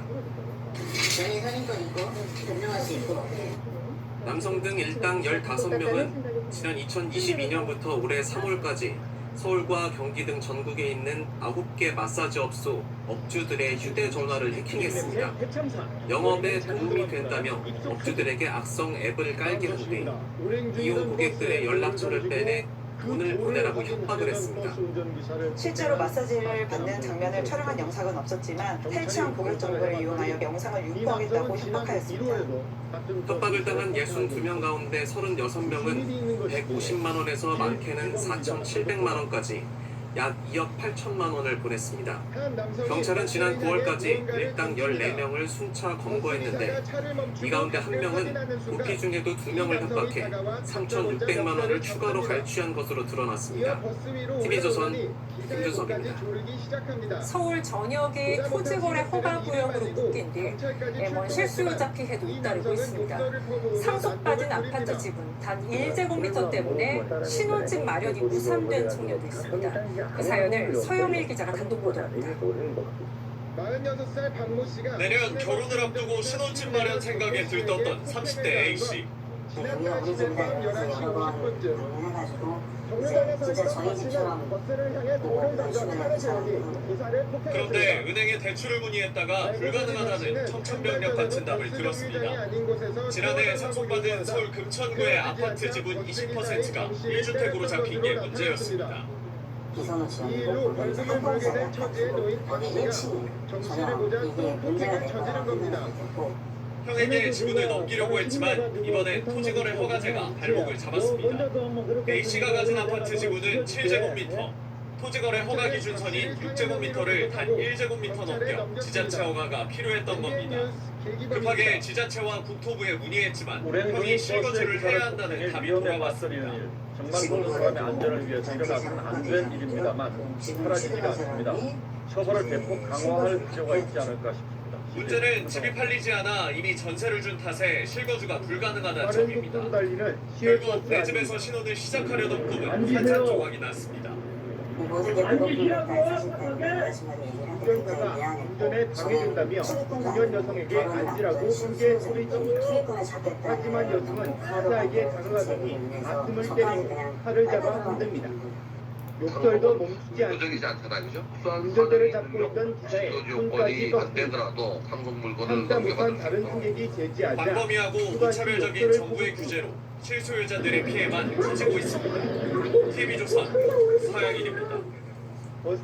이제 11월이 막 시작됐는데 한파특보가 내려질 정도로 추운 아침이었습니다. 날씨에 발맞춰 유통업계도 내수 침체 돌파를 위해 빠르게 연말 분위기를 띄고 있습니다. 백화점과 대형마트에는 벌써부터 크리스마스 트리와 캐롤이 등장했습니다. 정은아 기자가 현장 취재했습니다. 시내 한복판에 높이 13m짜리 거대한 트리가 등장했습니다. 앉으세요. 두꺼운 옷차림을 한 시민들은 잠시 발걸음을 멈추고 열심 사진을 찍습니다. 요즘 너무 추워져가지고 막 일할 때도 막 너무 그냥 으슬으슬하고 나가기도 싫고 이랬는데 오늘 이렇게 따뜻하게 입고 딱 구경하는데 크리스마스처럼 꾸며져 있어서 너무 설레고 재밌는 것 같아요. 참다 못한 다른 카페에서 분위기 캐롤이 제기하자 흘러나옵니다. 또다시 욕설을 퍼붓습니다. 한 백화점이 이벤트 존으로 꾸며놓은 산타 마을은 30분 만에 온라인 사전 예약이 마감됐습니다. 당시 상황을 현재 전혀 백화점이 기억하지 오픈한 지 못하고 10분이 채 되지 않았는데요. 미리 연말 분위기를 느끼려는 사람들로 붐비면서 이른바 포토존에 긴 줄이 늘어섰습니다. 크리스마스 그거 먹고 싶어서 저희가 외국인이라서 이걸 받았어요. 아 너무 귀여워서 얼른 들어가고 싶어요. 소비자가 직접 보고 듣고 느낄 수 있는 체험형 마케팅이 대세가 되면서 유통업계는 크리스마스 장식에 더 공을 들이고 있습니다. 기둥을 들이받아 과거에 오프라인 매장에 가서 이제 상품으로 기절대에서 골라서 이제 구매하는 고객들은 대부분 다 이통목으로 넘어갔어요. 뭔가 경험을 하고 새로운 그런 그 체험을 하면서 구매로 이어지는 마케팅을 하거든요. 오는 9일까지 진행되는 코리아 그랜드 세일 페스티벌을 비롯해 중국의 광군제, 미국의 블랙 프라이데이 등 굵직한 할인 행사도 연말 분위기를 달굴 예정입니다. TV조선 정은아입니다. 강한 일본을 내세우며 출범한 다카이치 총리 내각이 지지율 80%를 넘기며 순항하고 있습니다. 특히 경주 에이펙 정상회의 외교 대비전을 성공적으로 치르며 지지율이 상승했는데 첫 만남부터 신경전을 벌였던 중국과는 냉랭한 분위기가 이어지고 있습니다. 김자민 기자입니다. 트럼프 미국 대통령과는 초밀착. 태극기를 향해선 머리 숙여 인사했던 다카이치 일본 총리. 취임 일주일 만에 치른 첫 외교 데뷔전에서 시종일관 적극적인 모습을 보였습니다. 日本外交の地平を、切り開いていく歩みというんでしょうかね、そういったものを着実に、進めることができたと思っております。 결과는 지지율 상승으로 이어졌습니다. 최근 여론조사 결과 다카이치 정권 지지율은 82%로 2001년 고이즈미 이후 최고치를 기록했습니다. 강한 일본을 표방하며 내세운 방위비 조기 인상도 과반인 56%가 지지하는 걸로 나타났습니다. 다카이치 외교에 홍풍이 불고 있지만 중국과는 첫 만남에서부터 신경전이 이어지고 있습니다. 정상회담 당시 시진핑 주석은 친대만 성향의 다카이치 총리를 향해 하나의 중국 문서를 언급하며 경고를 던졌습니다.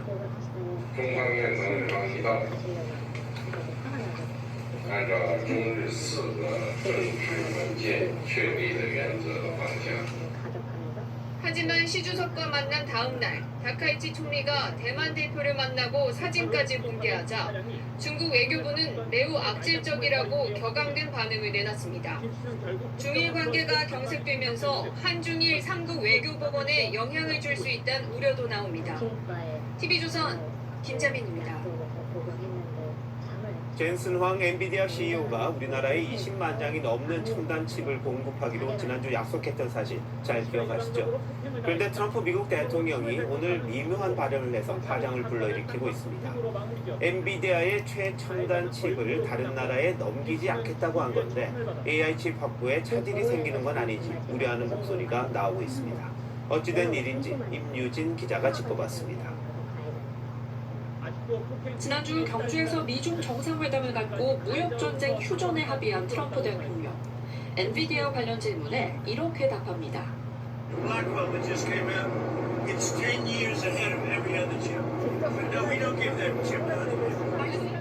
중국의 AI 발전을 경계해 미국은 엔비디아가 중국에 저사양 칩을 수출하는 것만 허용하고 있습니다. 트럼프의 발언도 한국 등 우방이 아닌 중국을 겨냥했다는데 일단 무게가 실립니다. Will be selling Blackwell chips to China? I don't know. I hope so someday. 하지만 미국 정부가 블랙웰을 AI 패권 경쟁에서 중요한 전략 자산으로 취급하고 있어 수출 제한이 다른 나라로 확대될 가능성도 배제할 수는 없습니다. 젠슨 황 엔비디아 CEO가 국내 26만 장 공급을 약속한 블랙웰은 기존 호퍼칩보다 AI 연산 속도가 4배 빠른데 공급이 달려 미국 빅테크 이후엔 구매가 사실상 어려운 상태입니다. 어차피 한국에 들어오는 것도 올해가 아니라 내년부터 일 가능성이 높고 호퍼칩에서 최상위 버전을 사게 되면 블랙웰보다는 조금 떨어지겠지만 사실은 그것도 쓸만하다. 젠슨 황의 통큰 선물이 언제쯤 실현될지 우리 기업들이 상황을 예의주시하고 있습니다. TV조선 임유진입니다. GPU라는 게 뭐길래 AI 산업의 핵심으로 평가받는 걸까요? GPU의 가치는 얼마나 되는지, 제대로 운용하려면 어떻게 해야 할지 신유만 기자와 따져보겠습니다. 자, 신 기자, GPU라는 게 어떻게 생긴 물건입니까? 기능은 어떻게 되죠? 네, 고화질 영상 작업을 하거나 고사양 게임을 구동하기 위해서 컴퓨터에 그래픽 카드를 별도로 설치할 때가 있죠. 그래픽 카드는 디지털 신호를 영상으로 바꿔서 화면에 재생하는 역할을 하는데요. 여기에 저장 장치, 회로 기판 등과 함께 GPU라는 작은 칩이 들어갑니다. GPU는 그래픽 카드에서 연산을 담당하는 가장 중요한 부품입니다. 자, 그러니까 화면에 그림을 그려주는 칩이라는 건데 이게 어떻게 AI하고 연관이 됩니까? 네, 모니터에 그림이나 영상이 재생된다고 하면 사실은 수백만 개의 점, 픽셀이 각각 반짝이고 있는 건데요. 일부러 좀 픽셀이 강조된 이미지를 골라봤습니다.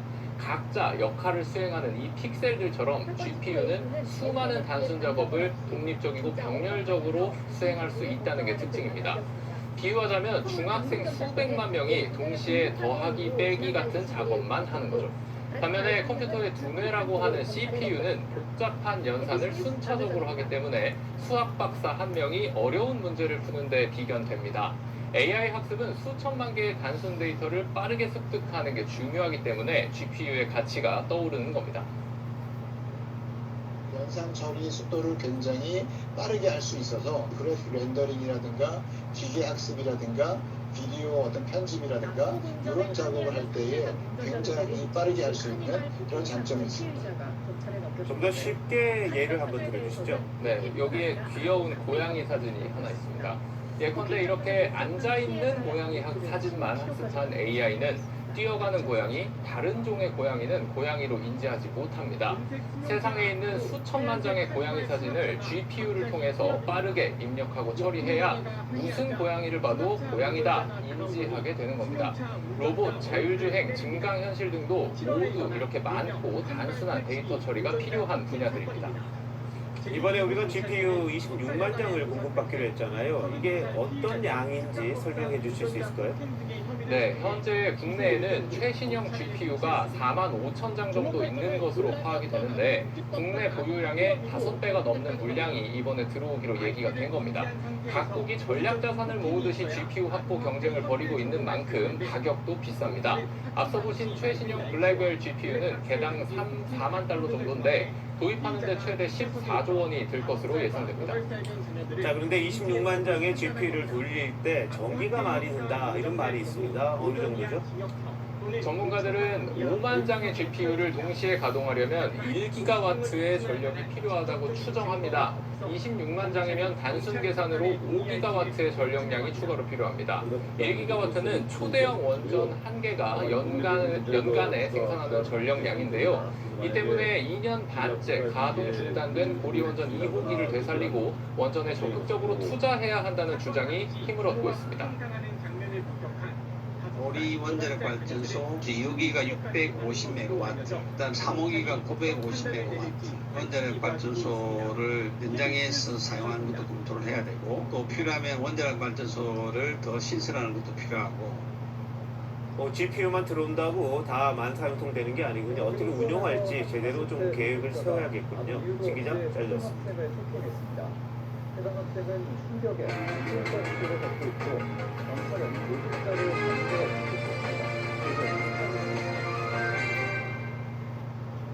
부산과 경남 양산에 걸쳐 있는 금정산이 24번째 국립공원으로 지정됐습니다.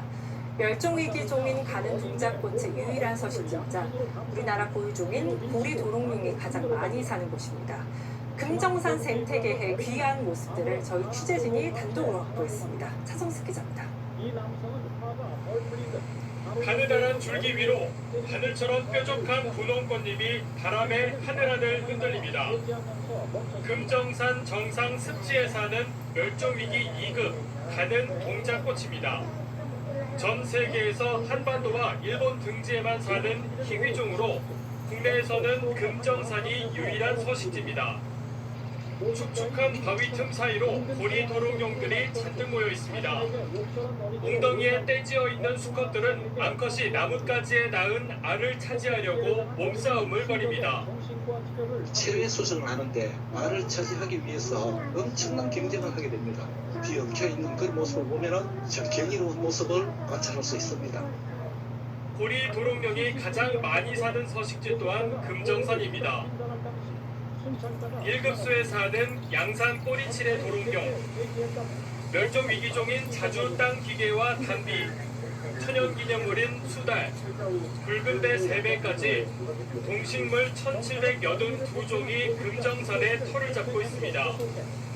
강원 태백산에서 부산으로 이어지는 산줄기 낙동 정맥의 품 안에서 생태계 보고가 되어주고 있습니다. 기후부가 최근 금정산을 24번째 국립공원으로 선정했습니다. 국민들이 휴식, 치료할 수 있는 공간을 확충하고요. 관리 체계를 좀 신속히 정립해 나가고자 합니다. 정부는 금정산의 생물 다양성을 지키기 위해 70%에 달하는 사유지 매입 등을 추진할 방침입니다. TV조선 서정승입니다. 버스기사는 라디오 소리가 너무 커서 운전에 방해된다며 꺼달라고 했지만 남성이 끄지 않아 그 둘 사이에 승강이가 벌어집니다. 운전석 근처를 오가던 남성은 결국 버스기사를 폭행했습니다. 얼굴을 맞은 버스기사 전 세계가 열광했던 오징어 게임, 목숨건 게임에서 진짜 친구인 깐부끼리 목숨도 내줍니다. 이젠 영화 속 깐부가 글로벌 승총사가 돼 등장했습니다. 엔비디아의 젠슨 황, 삼성의 이재용, 현대차 정의선, 치킨에 맥주 여러 잔 걸치더니 AI 시대의 깐부를 외쳤습니다. 치맥 외교의 절정이었죠. 교통 표지판이 사고 당시에 충격을 버스 안에 있던 승객 20명이 우리나라와 엔비디아의 AI 연대에 길거리 시민들까지 열기를 보탰습니다. 사실 젠슨 황은 30년 전 이건희 회장으로부터 디지털 시대의 도래를 설파한 편지를 받았다고 합니다. 그리고 3년 뒤 삼성 D램을 넣은 지포스 256을 만들어 GPU의 역사를 바꿨습니다. 그러니 한국이 추억의 고향 같을 수도 있습니다. 학생 여러분, 그래서였을까요? 이번에 어마어마한 선물을 들고 왔습니다. 순찰차 한 대가 들어옵니다. We're going to build a total between SK and Samsung and Naver and LG, Hyundai. We are going to build 250,000 GPU supercomputer here in Korea. 돈을 줘도 못 산다는 GPU가 수십만 장 들어오면 한국의 AI 능력치는 한 단계가 아니라 계단을 통째 뛰어오르는 수준이 됩니다. 물론 미국의 2천만 장 수준에 비하면 초등학교 입학 수준이겠지만 그래도 젠슨 황은 이렇게 말합니다. You have the deep technical capabilities, you have software capability, artificial intelligence capability, and you also have such an incredible manufacturing base and industrial base. 엔비디아의 한국 사랑은 헌정 영상에서도 확인됩니다. 한강의 기적을 언급하며 AI 혁명의 무대가 될 거라고 지켜세웠습니다. 듣기만 하면 지금 당장이라도 축포가 여기저기서 터질 듯 하죠. 하지만 우리가 준비해야 할 것들이 너무 많습니다. AI는 전기가 밥이고 인재가 산소입니다. GPU가 있어도 당장 돌릴 전기가 없으면 반짝이는 금속 덩어리에 불과합니다. AI 인재 유출은 세계 5위입니다. 무에서 유를 만든 유일한 기적의 나라 대한민국. 두 번째 AI 기적이 불가능하지는 않습니다. 규제를 과감히 풀고 원전과 공급망을 바로 세워 전기를 넉넉히 제공해야 합니다. AI 인재는 선언이 아니라 실전에서 양성해야 합니다. 국가와 기업, 국민 모두가 AI 시대의 진짜 깐부가 되어야 합니다. 11월 3일 윤정호 앵커 칼럼 일어나자 대한민국이었습니다. 뒷길을 달리는 차량 곧이어 시내버스가 시내차 앞에 들어서고 화가 난 운전자는 11월로 넘어가자마자 오늘 아침 서울을 포함한 내륙 곳곳에서 올해 가장 추운 날씨를 보였습니다. 오늘 아침 강원도 홍천에서는 나뭇가지에 고드름이 매달리기도 했습니다. 다만 이번 추위는 오래가지 않겠습니다. 내일 서울의 아침 기온 6도로 평년보다 춥지만 낮에는 16도까지 오르겠습니다. 내일 오후부터 추위가 차차 풀리겠고 수요일부터 예년 이맘때 기온을 회복하겠습니다. 내일 전국 하늘 맑겠습니다. 제주는 새벽부터 늦은 오후 사이 5mm 미만의 비가 조금 내리겠고 강원과 충북은 안개가 짙게 끼겠습니다. 내일 아침 기온 서울 6도, 춘천 2도로 오늘보다 높게 출발하고요. 내일 한낮에는 서울 16도, 광주 19도, 부산은 21도까지 오르면서 일교차가 크게 벌어지겠습니다. 다가오는 주말에는 남부지방과 제주를 중심으로 비가 내릴 전망입니다. 날씨였습니다. 인근의 CCTV 분석 등을 통해 11월 3일 월요일 뉴스타임 마칩니다. 시청해주셔서 고맙습니다.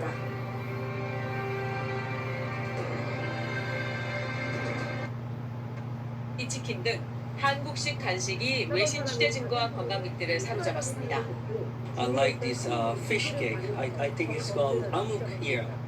이번 에이펙 정상회의를 통해 한국 소프트 파워의 높아진 위상을 확인한 만큼 우리 문화 외교에 대한 기대감도 높아지고 있습니다. SBS 장선입니다. 에이펙 정상회의는 끝났지만 개최지인 경주를 향한 관심은 더 뜨거워지는 모습입니다.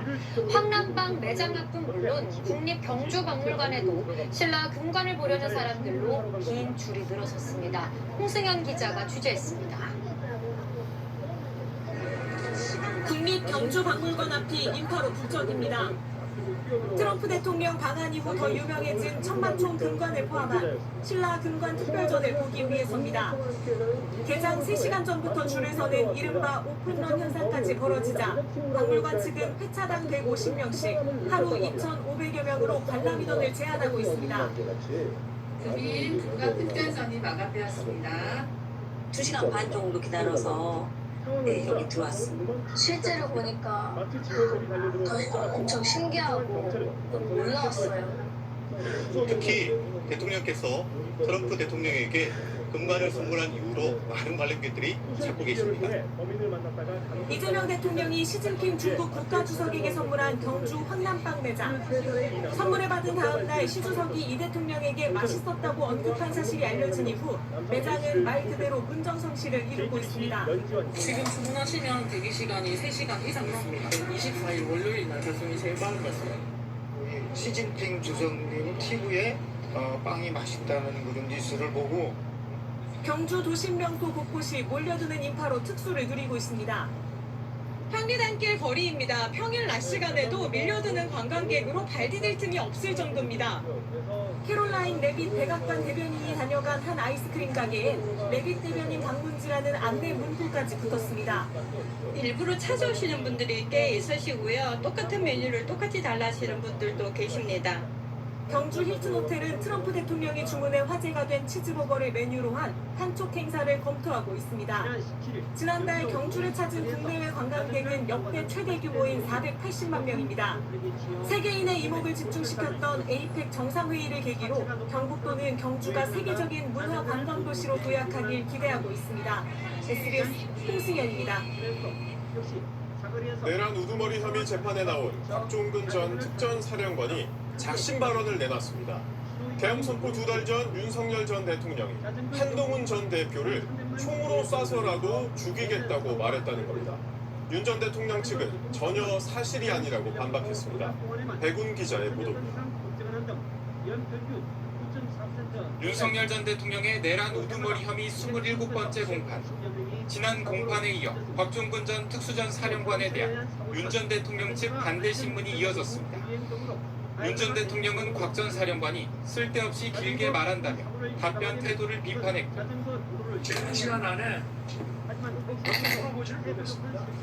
원래 그 답변을 저런 스타일로 하기 때문에 윤 전 대통령 변호인들은 의원을 끄집어내란 지시를 받았다는 증언이 자신의 형사 책임을 줄이기 위한 것 아니냐고 곽 전 사령관을 추궁했습니다. 대통령으로부터 지시를 받았다고 하면 증인의 책임이 낮아질 수 있겠다. 대통령이 국회의원을 끌어내라고 지시했다고 하면 파괴력이 있어서 증인에게 집중된 관심을 돌릴 수 있겠다라는 생각을 했을 것으로 보이는데 어떻습니까? 제가 그런 생각을 가진 적도 없고요. 제가 당일날 있었던 사실을 그대로 제가 얘기해야 된다는 생각밖에 없었기 때문에 그러던 중 곽 전 사령관은 검찰에서도 이야기하지 않았다면서 지난해 10월 1일 국군의 날 시가 행진 뒤 관저에서 진행된 만찬에서 윤 전 대통령이 한동훈과 일부 정치인을 지목해 잡아오라며 총으로 쏴서라도 죽이겠다고 말했다고 증언했습니다. 앞서 곽 전 사령관은 당시 만찬에서 윤 전 대통령으로부터 비상대권이라는 말을 들었다고 했는데 윤 전 대통령이 시국 이야기를 할 자리가 아니었고 곽 전 사령관이 술을 많이 마셨다며 신빙성을 공격하자 작심 발언을 한 겁니다. 그러자 윤 전 대통령은 어색하게 웃으며 추가 질문을 하지 않았습니다. 윤 전 대통령 측은 언론 공지를 통해 해당 발언은 사실이 아니라고 반박했습니다. SBS 배분입니다. 내란 특검팀이 비상계엄 당시 국민의힘 원내대표였던 추경호 의원에 대해 구속영장을 청구했습니다. 내란에 가담한 혐의로 구속영장에 청구된 첫 현역 의원입니다. 특검팀은 추 의원이 당시 국회의 계엄 해제 표결을 방해했다고 보고했습니다. 한성희 기자의 보도입니다. 추경호 전 원내대표에게 적용된 혐의는 내란 중요 중사입니다. 지난해 비상계엄 선포 직후 국회 표결을 통해서만 불법 계엄을 막을 수 있었던 상황에서 추 전 원내대표가 의원들의 계엄 해제 표결 참여를 방해했다는 게 특검팀 판단입니다. 구속영장을 청구했습니다. 범죄의 중대성, 증거의 인멸 우려 등을 고려한 것입니다. 추 전 원내대표는 12.3 비상계엄 당시 국민의힘 의원총회 장소를 국회에서 여의도 당사, 또 국회에서 당사로 모두 3차례 변경했고 그 결과 국민의힘 의원 108명 가운데 18명만이 계엄 해제 표결에 참여한 걸로 특검팀은 보고 있습니다. 추 전 원내대표는 의총 장소 변경 도중 윤석열 전 대통령과 약 2분 동안 통화했는데 특검팀은 계엄과 관련한 협조 요청이 전달된 것으로 보고 있습니다. 특검팀은 추 전 원내대표가 국회 앞 상황과 군의 국회 투입을 폭격한 점 등에 비춰 계엄의 위법성을 알고 있었고 계엄 당시 국민의힘 의원들의 단체 대화방이 삭제되고 여러 의원이 특검 수사에 응하지 않는 등 증거인멸 염려가 있다고 판단했습니다. 지난주 특검에 나와 23시간 동안 조사를 받은 추 전 원내대표는 표결 방해 의도가 없었다며 혐의를 전면 부인했습니다. 계엄 당일 있었던 사실관계에 대해서 소상히 설명드렸습니다. 현직 의원은 국회 본회의에서 체포동의안이 통과되어야 법원의 구속적 피의자 신문이 열리는데 체포동의안은 최적의원 과반이 출석해 출석의원 과반이 찬성하면 가결됩니다.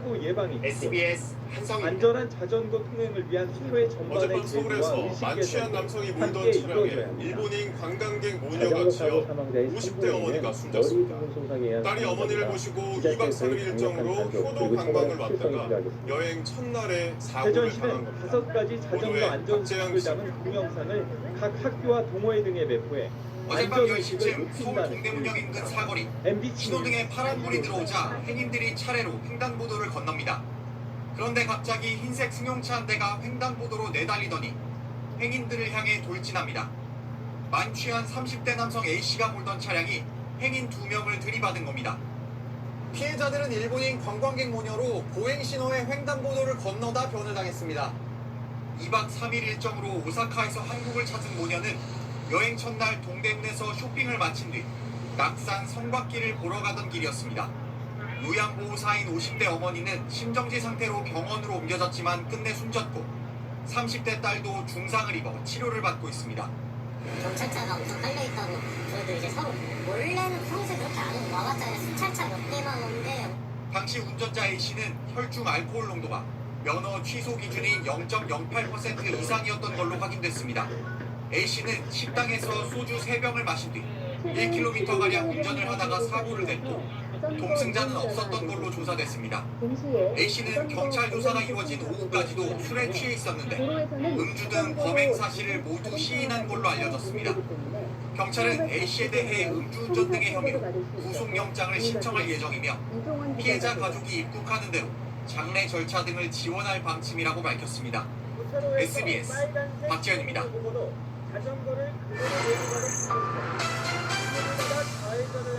최근 청소년들의 전동 킥보드 사고가 잇따르면서 이제는 정말 해결책을 마련해야 한다는 사회적 공감대가 형성되고 있습니다. 아예 이 전동 킥보드의 운행을 막아야 한다는 목소리까지 나오는데요. 경찰은 킥보드 대여업체에 대한 형사처벌을 검토하고 있습니다. 신정은 기자가 심층 취재했습니다. 인도에서 자전거를 타던 최모 씨는 지난달 인천 서구의 인도에서 중학생이 몰던 전동 킥보드로부터 2살 배기 딸을 보호하려던 30대 여성이 바닥에 머리를 부딪혀 중태에 빠졌고, 지난 6월 공원에서 산책하던 노부부를 고등학생이 몰던 전동 킥보드가 덮쳐 부인이 숨졌습니다. 보호자와 함께 산책 나온 강아지가 중학생이 몰던 킥보드에 들이받치는 사고도 있었습니다. 너 왜 이렇게 시력이 안 좋아, 애기야? 그러니까 너 원래 안경을 쓰는데 안경이 걸리적거려서 안 쓰고 있었어요. 지난 6월엔 킥보드에 탄 학생을 경찰이 잡아 끌어 학생이 크게 다치면서 과잉 단속 논란이 일었는데, 경찰이 최근 단속 경찰관을 업무상 과실치상 혐의로 불구속 송치하기도 했습니다. 도로교통법상 전동 킥보드는 이종 원동기나 자동차 면허를 가진 만 16살 이상만 탈 수 있지만 10대 청소년들의 무면허 킥보드 사고는 끊이질 않는 상황. 전동 킥보드를 포함한 개인형 이동장치 사고가 5년 만에 10배 이상 급증했는데, 이 가운데 40%는 18세 이하 청소년들에 의해 발생했습니다. 문제는 킥보드 대여 업체마다 운전면허 인증 방식이 제각각인 데다 면허가 없는 10대들도 쉽게 회원가입을 할 수 있다는 점입니다. 저는 아직 운전면허증을 인증하지 않은 상태인데요. 그럼에도 대여가 가능한지 확인해 보겠습니다. 네, 손쉽게 바로 대여가 됐습니다. 꿀떼코 탈 수 있어요. 너무 쉽게 확실한 생각을 타는 두 명이서 타는 게 재밌어가지고 그런 사람들이. 최근 일부 지자체에선 킥보드 없는 거리를 조성하고, 국회에선 킥보드 운행 자체를 막는 킥라니 금지법까지 발의된 상황. 전문가들은 전동 킥보드의 운행 특성에 맞는 별도 규정이 시급하다고 지적합니다.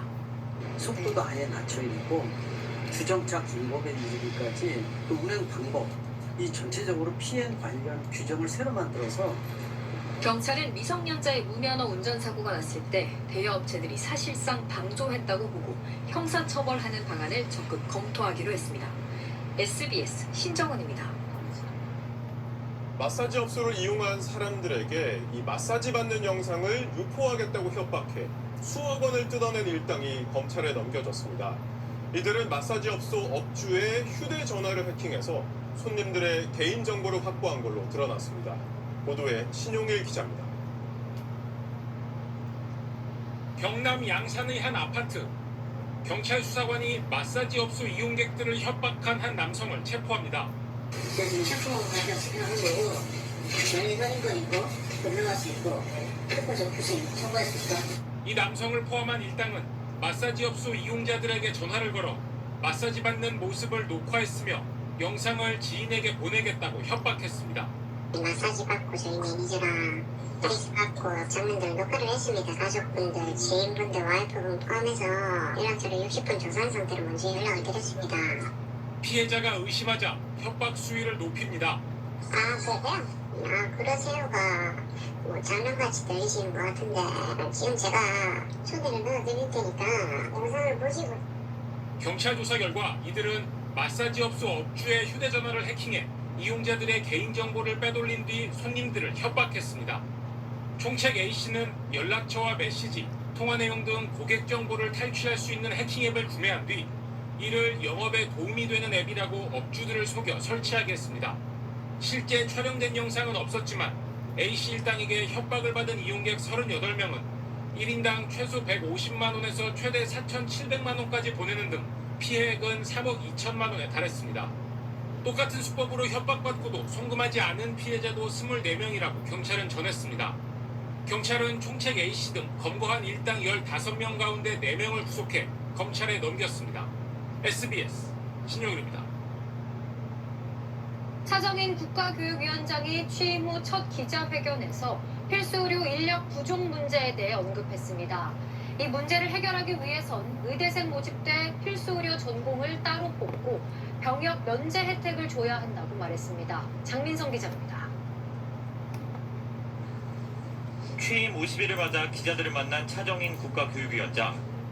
새 정부의 교육계획을 설계하는 굉장한 무거운 책임감을 느끼고 있습니다. 필수의료 인력 부족 문제에 해법이 있느냐는 질문이 나오자 결국 의료 인력 양성은 교육의 문제라며 의대 입학 때부터 소위 내외 산소로 불리는 필수의료 전공을 분리해 따로 뽑는 방안을 제시했습니다. 의대 모집 단위를 지역 필수의료 전형, 의사과학자 전형, 그리고 일반 전형 3가지로 나누자는 겁니다. 그러면서 전공의들의 기피과로 불리는 산부인과와 소아과를 예로 들며 해당 전공 지원자에겐 병역 면제 혜택도 줘야 한다고 말했습니다. 필수의료 인력 부족 문제가 국가적으로 중차대한 사안인 만큼 그런 정책은 추진할 수 있다고 본다고 덧붙였습니다. 또 응급의학과 같은 바이탈 관련 분야엔 형사책임 면제를 도입해야 한다고도 말했습니다. 차 위원장은 이 방안들을 국가교육위 차원에서 심층적으로 논의하겠다고 밝혔습니다. 개인적 발언이 아닌 대통령 직속위원회의 의제라고 공식화한 셈인데 복지부가 추진하는 지역 의사제와는 다른 방식이라 논란이 예상됩니다. 의사협회 측은 차 위원장 발언 대부분은 입법이 필요해 보인다며 충분한 논의와 고려가 필요하다고 말했습니다. SBS 장민성입니다. 이재명 대통령이 정부의 자산 매각을 전면 중단하라고 지시했습니다. 지난 정부에서 국유재산이 헐값에 처분됐다는 의혹이 제기되자 직접 제동을 건 걸로 보입니다. 박재현 기자의 보도입니다. 서울 서초구의 한 단독주택. 정부 부처가 관리했던 이 단독주택과 토지는 지난 2023년 한 교육업체에 매각됐습니다. 매각 금액은 123억 원. 당시 감정평가액의 64%에 해당하는 금액입니다. 시세보다는 좀 많이 싸죠. 혹시나 그래서 보기가 앞쪽이라서 아프지 않기 때문에. 부산 서구 감정가 273억 원인 필지가 151억 원에 낙찰되는 등 좋은 위치의 국유재산도 낙찰가율이 50에서 60%에 머물렀습니다. 윤석열 정부는 지난 2022년 8월 민간주도 경제 선순환을 촉진하겠다며 용산 진비창 부지 등 활용도가 낮은 국유재산을 향후 5년 동안 16조 원 이상 매각하겠다는 계획을 발표한 바 있습니다. 2021년과 22년 매년 100여 건 정도였던 국유 부동산 매각 건수는 2023년 349건, 지난해에 795건으로 급증했습니다. 하지만 최근 국정감사에선 부족한 세수를 메우기 위해 국유재산을 헐값에 처분했다는 지적이 여당 의원을 중심으로 집중적으로 나왔습니다. 낙찰가가 100% 미만인 건이 지난 정권에서는 10%대였다면 윤석열 정부에서는 42%, 58%, 51% 헐값에 매각됐다는 것이죠. 이재명 대통령은 정부의 자산 매각을 전면 중단하고 현재 진행 중이거나 검토 중인 자산 매각에 대해서도 전면 재검토 후 시행 여부를 다시 결정하도록 각 부처에 지시했습니다. 기본적으로 불필요한 자산을 제외한 매각은 자제하되 국비 매각이 필요한 자산을 매각하는 경우 국무총리의 사전 재가를 받도록 했습니다. 기획재정부는 내일 국유재산 헐값 매각 의혹과 관련한 각 부처의 대처 방안과 제도 개선 방안을 발표할 예정입니다. SBS 박재현입니다. 공부대나 정당, 경호처를 사칭해 이른바 노쇼 사기를 일삼은 보이스피싱 조직이 경찰에 붙잡혔습니다. 검거된 조직원만 100명이 넘고 확인된 피해 규모가 69억 원에 달하는데 이번에도 거점은 캄보디아였습니다. 주연방송 오재성 기자입니다. 사고 당시에 사망자의 89%. 서울의 한 통신 판매점. 경찰이 판매점 곳곳을 뒤져 수십 장을 찾아냈고 사기 범죄에 활용되는 유심입니다. 통신 판매점으로 위장한 외국인 신분증을 도용한 유심을 개통해 범죄 조직에 공급하는 역할을 했습니다. 모르겠어요. 이 사람들이 이제 거래 들어가지고 이런 데, 뭐 카페나 이런 데서 연락을 해가지고 내가 와달라고 얘기를 해서 계약을 하자 이런 식으로 경찰이 캄보디아 거점 우주사기 가담 조직원들을 검거했습니다. 검거된 인원만 모두 114명, 이 중 18명은 구속됐습니다. 경찰이 확인한 우주사기는 560건, 금액으로는 69억 원에 달합니다. 이들은 군간부나 정당 관계자, 대통령 경호처들을 사칭해 대량 주문을 넣고 이를 미끼로 대리 송금을 유도하는 방식을 썼습니다. 앞서 지난 5월 캄보디아 시아누크빌 현지 콜센터를 급습해 해외 조직원 3명을 검거하기도 했습니다.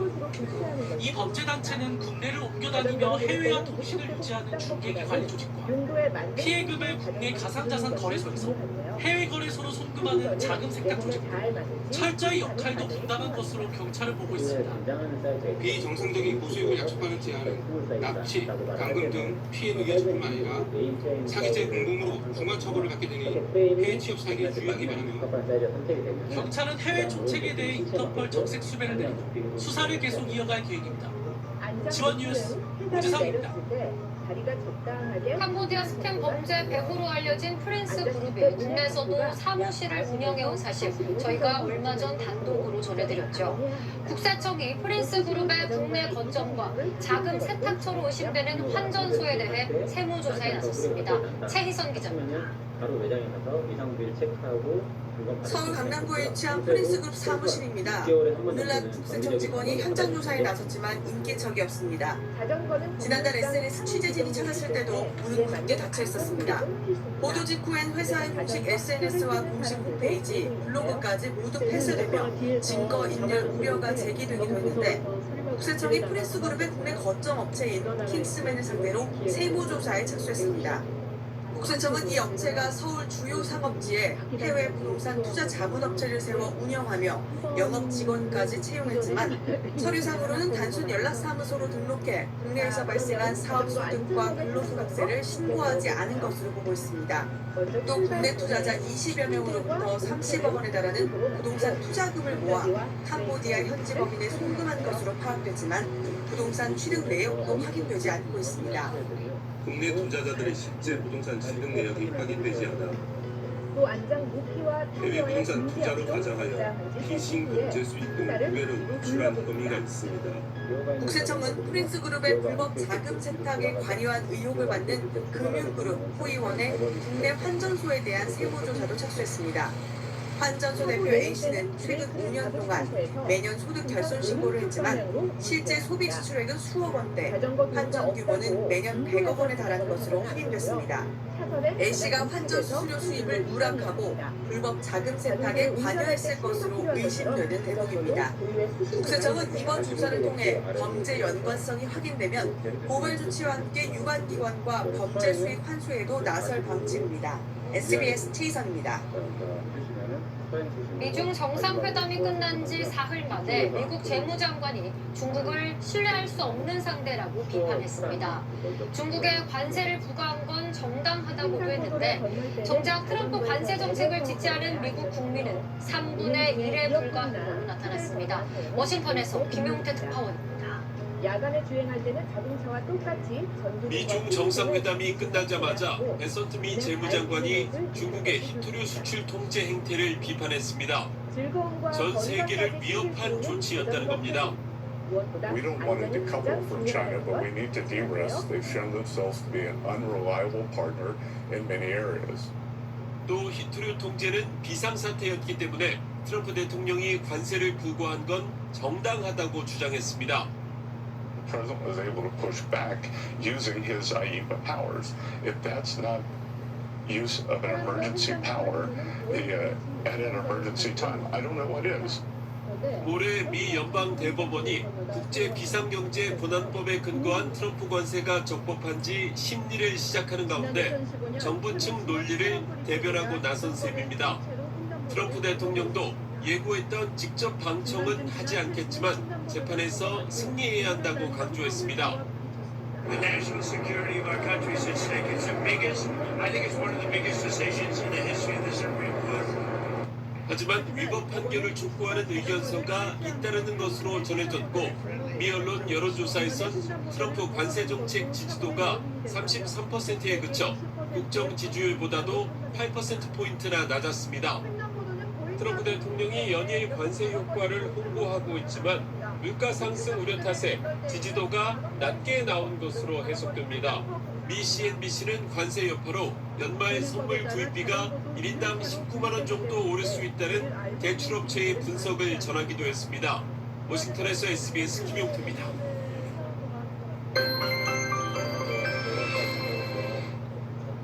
네, 벌써 3주째 월요일 출근길마다 날이 추워지고 있습니다. 오늘 아침 서울의 기온이 0.5도로 올가을 들어 가장 추웠는데요.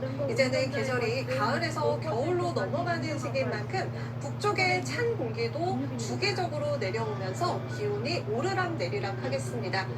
이번 주 금요일까지는 기온이 점차 오름세를 보이면서 내일부터는 내년 기온을 회복하겠습니다.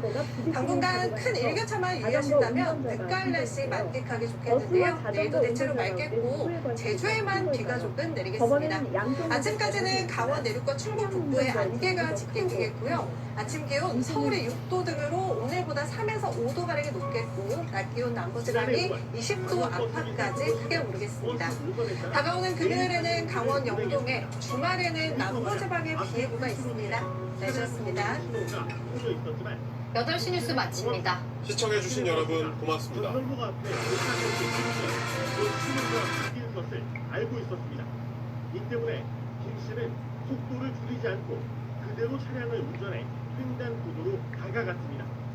그런데 신호가 막 바뀔 무렵 자전거를 탄 이모 씨가 횡단보도로 들어와 빠르게 길을 건넜습니다. 하지만 김 씨의 버스는 이 씨를 미처 피하지 못했고 결국 이 씨는 그 자리에서 숨졌습니다. 시청자 여러분 안녕하십니까? KBS 9시 뉴스입니다. 대통령의 형사재판을 중단시키는 이른바 재판 중지법을 처리하겠다던 더불어민주당이 갑자기 입장을 바꿨습니다. 헌법에 따라 재판은 당연히 중지된다. 정쟁에 끌어들이지 말아달라. 이런 대통령의 뜻이 전달된 결과입니다. 첫 소식 이원희 기자가 보도합니다. 하지만 법원의 판단은 달랐습니다. 대통령 재판중지법은 국정안정법이라며 이달 내 처리 가능성까지 언급했던 민주당. 하루 만에 입법 추진 중단을 선언했습니다. 입법은 필요 없다는 이재명 대통령의 뜻이 당에 전달되면서 입장을 번복한 겁니다. 강훈식 대통령 비서실장이 기자회견을 열었는데 헌법에 따라 대통령 재판은 당연히 중지되며 설령 재판이 재개되면 그때 위헌심판 제기와 입법을 하면 된다고 했습니다. 민주당의 사법개혁안에서도 재판중지법을 제외해달라고 요청했습니다. 더 이상 정쟁에 끌어들이지 않고 우리가 민생을 살리고 경제를 살리는 데 집중할 수 있도록 민주당은 재판 재개를 주장하는 국민의힘 협박에 대한 방어 차원이었을 뿐 실제 법안을 처리할 의도는 없었다고 설명했습니다. 원인 제공이 국민의힘에 있었다라고 하는 그런 사실을 좀 명확하게 하고 싶었던 것뿐이지 이것을 추진하겠다는 의지를 강하게 한 적은 없습니다. 그러나 내부적으로는 자칫 에이펙의 성과가 덮일 수 있다. 대통령 재판 거론 자체가 민심 악화로 이어질 거란 우려가 있었던 걸로 알려졌습니다. 입장 번복에 당대표와 원내대표 간 불협화음이 다시 터져나왔습니다.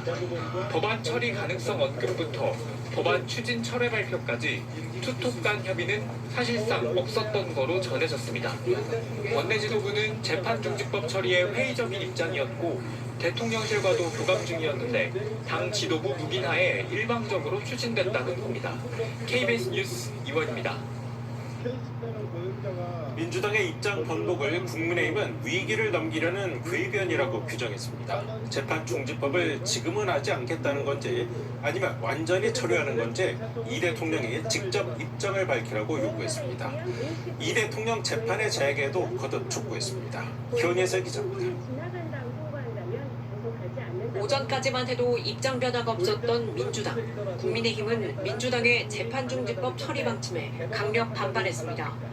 우리는 지난 2011년 7월